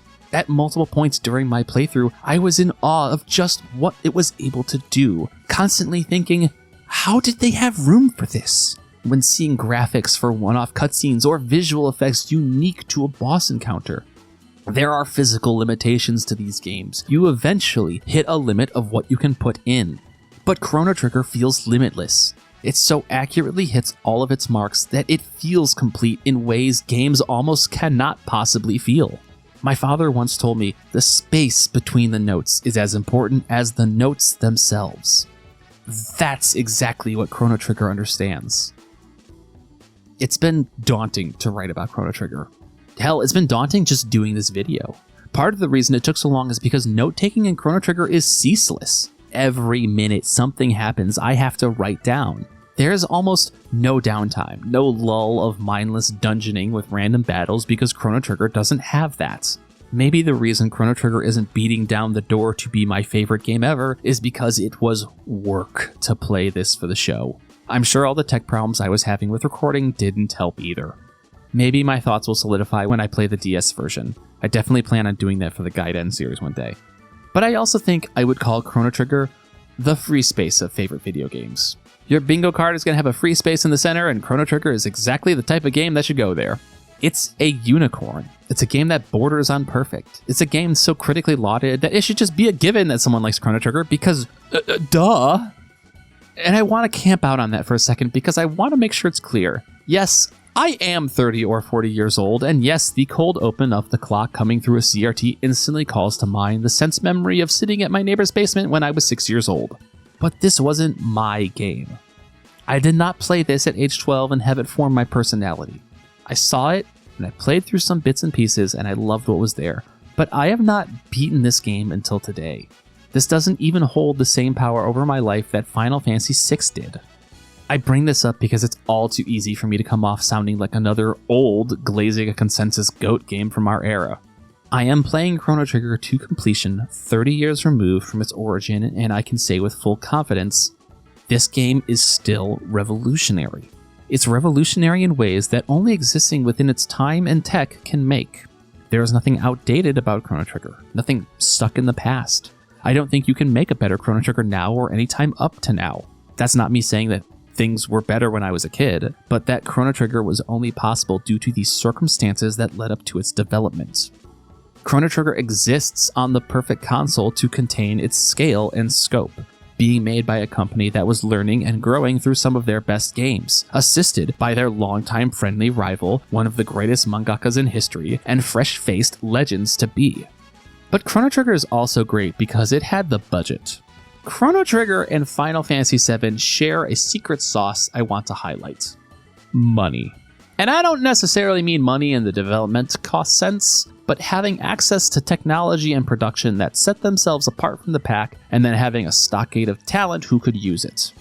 That 32 megabit cart isn't the largest on the platform. There are a handful of 48 megabit ones, but it's still impressively large compared to other games. This is what allowed grandiose scenes like the Trial Room or Magus's Castle, showcases of pixel art that wouldn't be possible otherwise. It might be hard to grasp these days. We now live in an industry where millions of dollars are lit on fire, mismanaged, and lackluster releases are, sometimes at best, all they can produce. But Chrono Trigger had extraordinary development time, team size, and technology at their disposal, and it was fucking used. I bring that up because when I say I don't think you can make Chrono Trigger these days, I'm implying a state that simply doesn't exist anymore. Chrono Trigger isn't just a really good game. It is the result of nearly unfathomable amounts of stars aligning at the perfect time with the most skilled people involved and enough money to see it through to the end. This isn't a rogue conclusion either. Hayes Madsen wrote similarly for the Rolling Stone when talking about Chrono Trigger's 30th anniversary. It's ultimately futile to try to recreate the context in which Chrono Trigger was made, and without bringing the same people together again, any endeavor to recapture the magic would feel hollow. And that's the problem. We can't bring back those people, and I don't think we could bring back that amount of people in one place at one time with no corporate suit meddling. I highly recommend reading the Smuplation's interview with the Chrono Trigger staff, just to learn about how much shit was cut from development to prune this game down into the all-killer, no-filler masterpiece that it is. And if you want proof of how radically talented Square was at the time, there is a sequence where the staff talk about how the company is unique in that even roles like planner require programming knowledge, and programmers needed to have design savvy. If you were working at Square at this time, you were uber skilled. It is the 3 points of pacing, technology, and talent distilled down to one of the last games in the 2D console era. It is simply a miracle Chrono Trigger came out the way it did. Chrono Trigger has been hailed by many to be one of the best games of all time.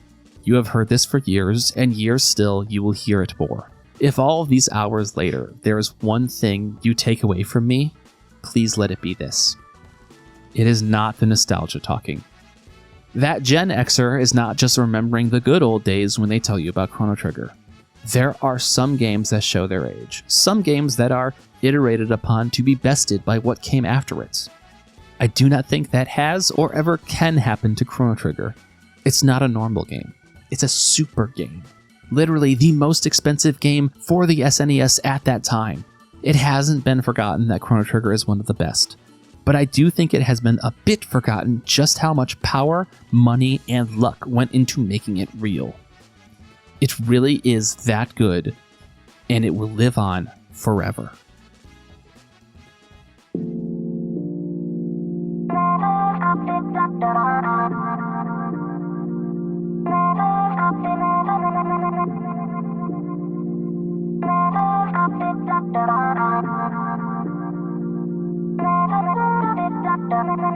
If you can believe it, Square was so hot in this era that they pulled off this cross-company collaboration a second time.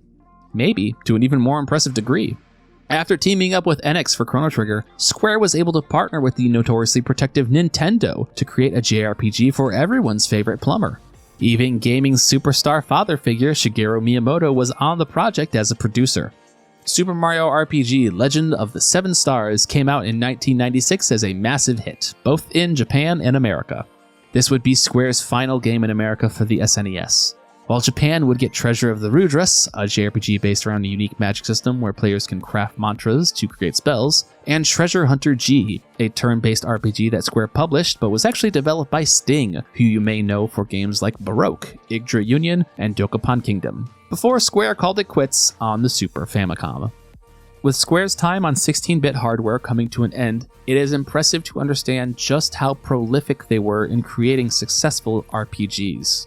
Their lineup of traditional JRPGs was a collection of all-star powerhouses. Sakaguchi and Company pumped out Final Fantasies 4, 5, and 6. Akitoshi Kawazu and his gang followed in tow to release Romantic Saga 1, 2, and 3, with similar successes. They expanded their partnership capabilities, taking Capcom's Breath of Fire 1 and localizing, marketing, and publishing it for North America. They worked with developer G-Craft to create the first Front Mission, a mech-based tactical RPG, and the previously mentioned collaborations with NX and Nintendo yielded critical and commercial smash hits with Chrono Trigger and Super Mario RPG. Their catalog also includes JRPGs like Treasure of the Rudras and Tokashi Tokida's directorial debut with Live Alive. They took on different RPG genres, making action RPGs in the form of Secret of Mana, Seiken Densetsu 3, and Square's first American team release, Secret of Evermore, as well as making tactical RPGs with Bahamut Lagoon and the aforementioned Front Mission, as well as publishing Treasure Hunter G. There is not a single game on this list that is seen as a dud. Square spent this entire console lifespan pumping out successful, innovative, popular, genre-advancing, or otherwise just plain goddamn great role-playing games. Which is all the more impressive when you look at the rest of the SNES landscape and see many other high-quality JRPGs were being released as well. Square's proverbial big brother NX published Dragon Quest V and VI to boatloads of money. NX also published for a number of other companies like Produce, which released the Seventh Saga, Brainlord, and Mystic Arc, or Quintet, who released their unofficial quadrilogy of action RPGs, ActRaiser, Soul Blazer, Illusion of Gaia, and Terra Enigma. Further, there were still companies like Atlus, releasing updated ports of Digital Devil Story Megami Tensei 1 and 2, creating Shin Megami Tensei 1 and 2, and spin-offs like Shin Megami Tensei If and Majin Tensei. Neverland, who released through Taito the first two Lufia games, The Fortress of Doom and Rise of the Sinistrals. Or Quest, who released one of the most foundational tactic RPG series with the release of Ogre Battle, The March of the Black Queen, and Tactics Ogre, Let Us Cling Together. Also, don't fucking forget, Capcom made Breath of Fire 2, and hell, made fucking Earthbound! Just look at all these games! Sure, there might be a couple of them that are somewhat mediocre, but the SNES was filled with an almost unfathomable amount of RPGs across different genre flavors, and so many of them were extremely high quality. And that's primarily just games released in North America. All of this is to better contextualize just how on top of the world Square was even before they released Final Fantasy VII. FF7 is a game so large, so successful, and so historic that it can shadow the fact that Square was already an extremely prolific and tight-nested figure in the industry. Final Fantasy VII came after a golden age of JRPGs, and it did the unthinkable. It created a second Big Bang. It took a genre that was already as hot as the sun and somehow kickstarted a second wave of popularity across a second console lifespan. But if we lived in an alternative timeline, if we lived in a world where Final Fantasy VII never came out, it is important to recognize that even then, without their biggest success story, Square was already minted. And it was minted off of the back of games like Chrono Trigger. It borders on impossible to describe the reception this game had. Again, we have a case where it put up big numbers in Japan, a touch over 2 million, and comparatively underperformed in America, 290,000. The re-releases of it would end up faring better, with slightly higher overseas numbers when it came to the PS1 release, the DS port, and especially the Steam version. But the true weight of Chrono Trigger isn't felt in its sales numbers, but its status as a critical darling. The amount of high ratings and higher rankings Chrono Trigger has earned is too many to list. And honestly, it would be annoying to do so because that's how the reception of the game feels these days. Kinda annoying. To be blunt, Chrono Trigger is a game people haven't been able to shut up about for 3 decades now. It borders on exhausting. It's like the one video I made where I talked about how Silent Hill 2 is one of my favorite games, but also, what is there even left to talk about regarding Silent Hill 2? I know it's ironic to say there's nothing left to talk about when we are already this many hours in, but I'm not trying to convince you that you need to play Chrono Trigger. There's more than enough people trying to do that. I'm trying to convince you that Chrono Trigger is still special, and it's special because of reasons we may never see again. The love for this game is rabid, some of the most rabid in the gaming sphere. But despite that, it only ever got one sequel, 1999's Chrono Cross on the PS1. Sadly, 1998's Chrono Crusade is not related. Ever since the turn of the millennium, there is still a hope and desire for another Chrono game. There was the cancelled Chrono Break, which barely got out of planning stages in the early 2000s before being canned, but otherwise, that's been it. Which led the fandom attempting to take matters into their own hands. Dude, I remember Chrono Resurrection. I remember this fucking screenshot. Chrono Resurrection was a fan remake that wanted to redo the game in 3D. You will be shocked to hear that this was C&D'd by Squeenix. But at the time, this was on the tip of so many people's tongues. There was Chrono Trigger Crimson Echoes, a ROM hack that attempted to be a story that takes place between Trigger and Cross. This was also C&D'd into oblivion near its release, but after a variety of leaks, there is a playable version of this out there. Finally, there is Chrono Break, a fan-made mock-up trailer made by indie dev Simon S. Anderson. This was not C&D'd into the earth because it's just a fan mock-up, but I'm sure Squeenix had their finger over the button just to be sure. Well, I guess if no one's making a new Chrono game and fans can't make their own Chrono games, then we will just have to settle for games that take extreme influence from Chrono Trigger. I Am Setsuna, Sea of Stars, Mana Engine, Chained Echoes, Crosscode, Lost Sphere, Threads of Time, Seeds of Nostalgia, and Cosmic Star Heroine are all games that either wear their Chrono Trigger influence on their sleeve, if not just loudly say it into the microphone. I can't speak to any of these other than Cosmic Star Heroine, I haven't played a single one otherwise. But it's very obvious that there's still a hunger for something roughly Chrono Trigger shaped in the gaming world. The people who played this game have grown up and want to use that love to craft their own stories now. But there's one more Chrono game I haven't mentioned yet. After the release of Trigger, Masato Kato felt there was still some unfinished business he could wrap up. He would direct a small graphical text adventure for the Super Famicom Satellaview and release it a year after. This release, primarily due to the unique distribution, was never brought overseas. An English fan translation would come to life in the 2000s, but the world would have to wait until 2022 for it to be officially localized and released. Yes, we are going to take one last pit stop before looking at Final Fantasy VII. One last spin through the Super Nintendo before Square enacts their global domination. Next episode, we are going to look at the kinda sorta missing link between Chrono Trigger and Chrono Cross, as we cover Surge, Kid, and Magil's hunt for the Frozen Flame in Radical Dreamers.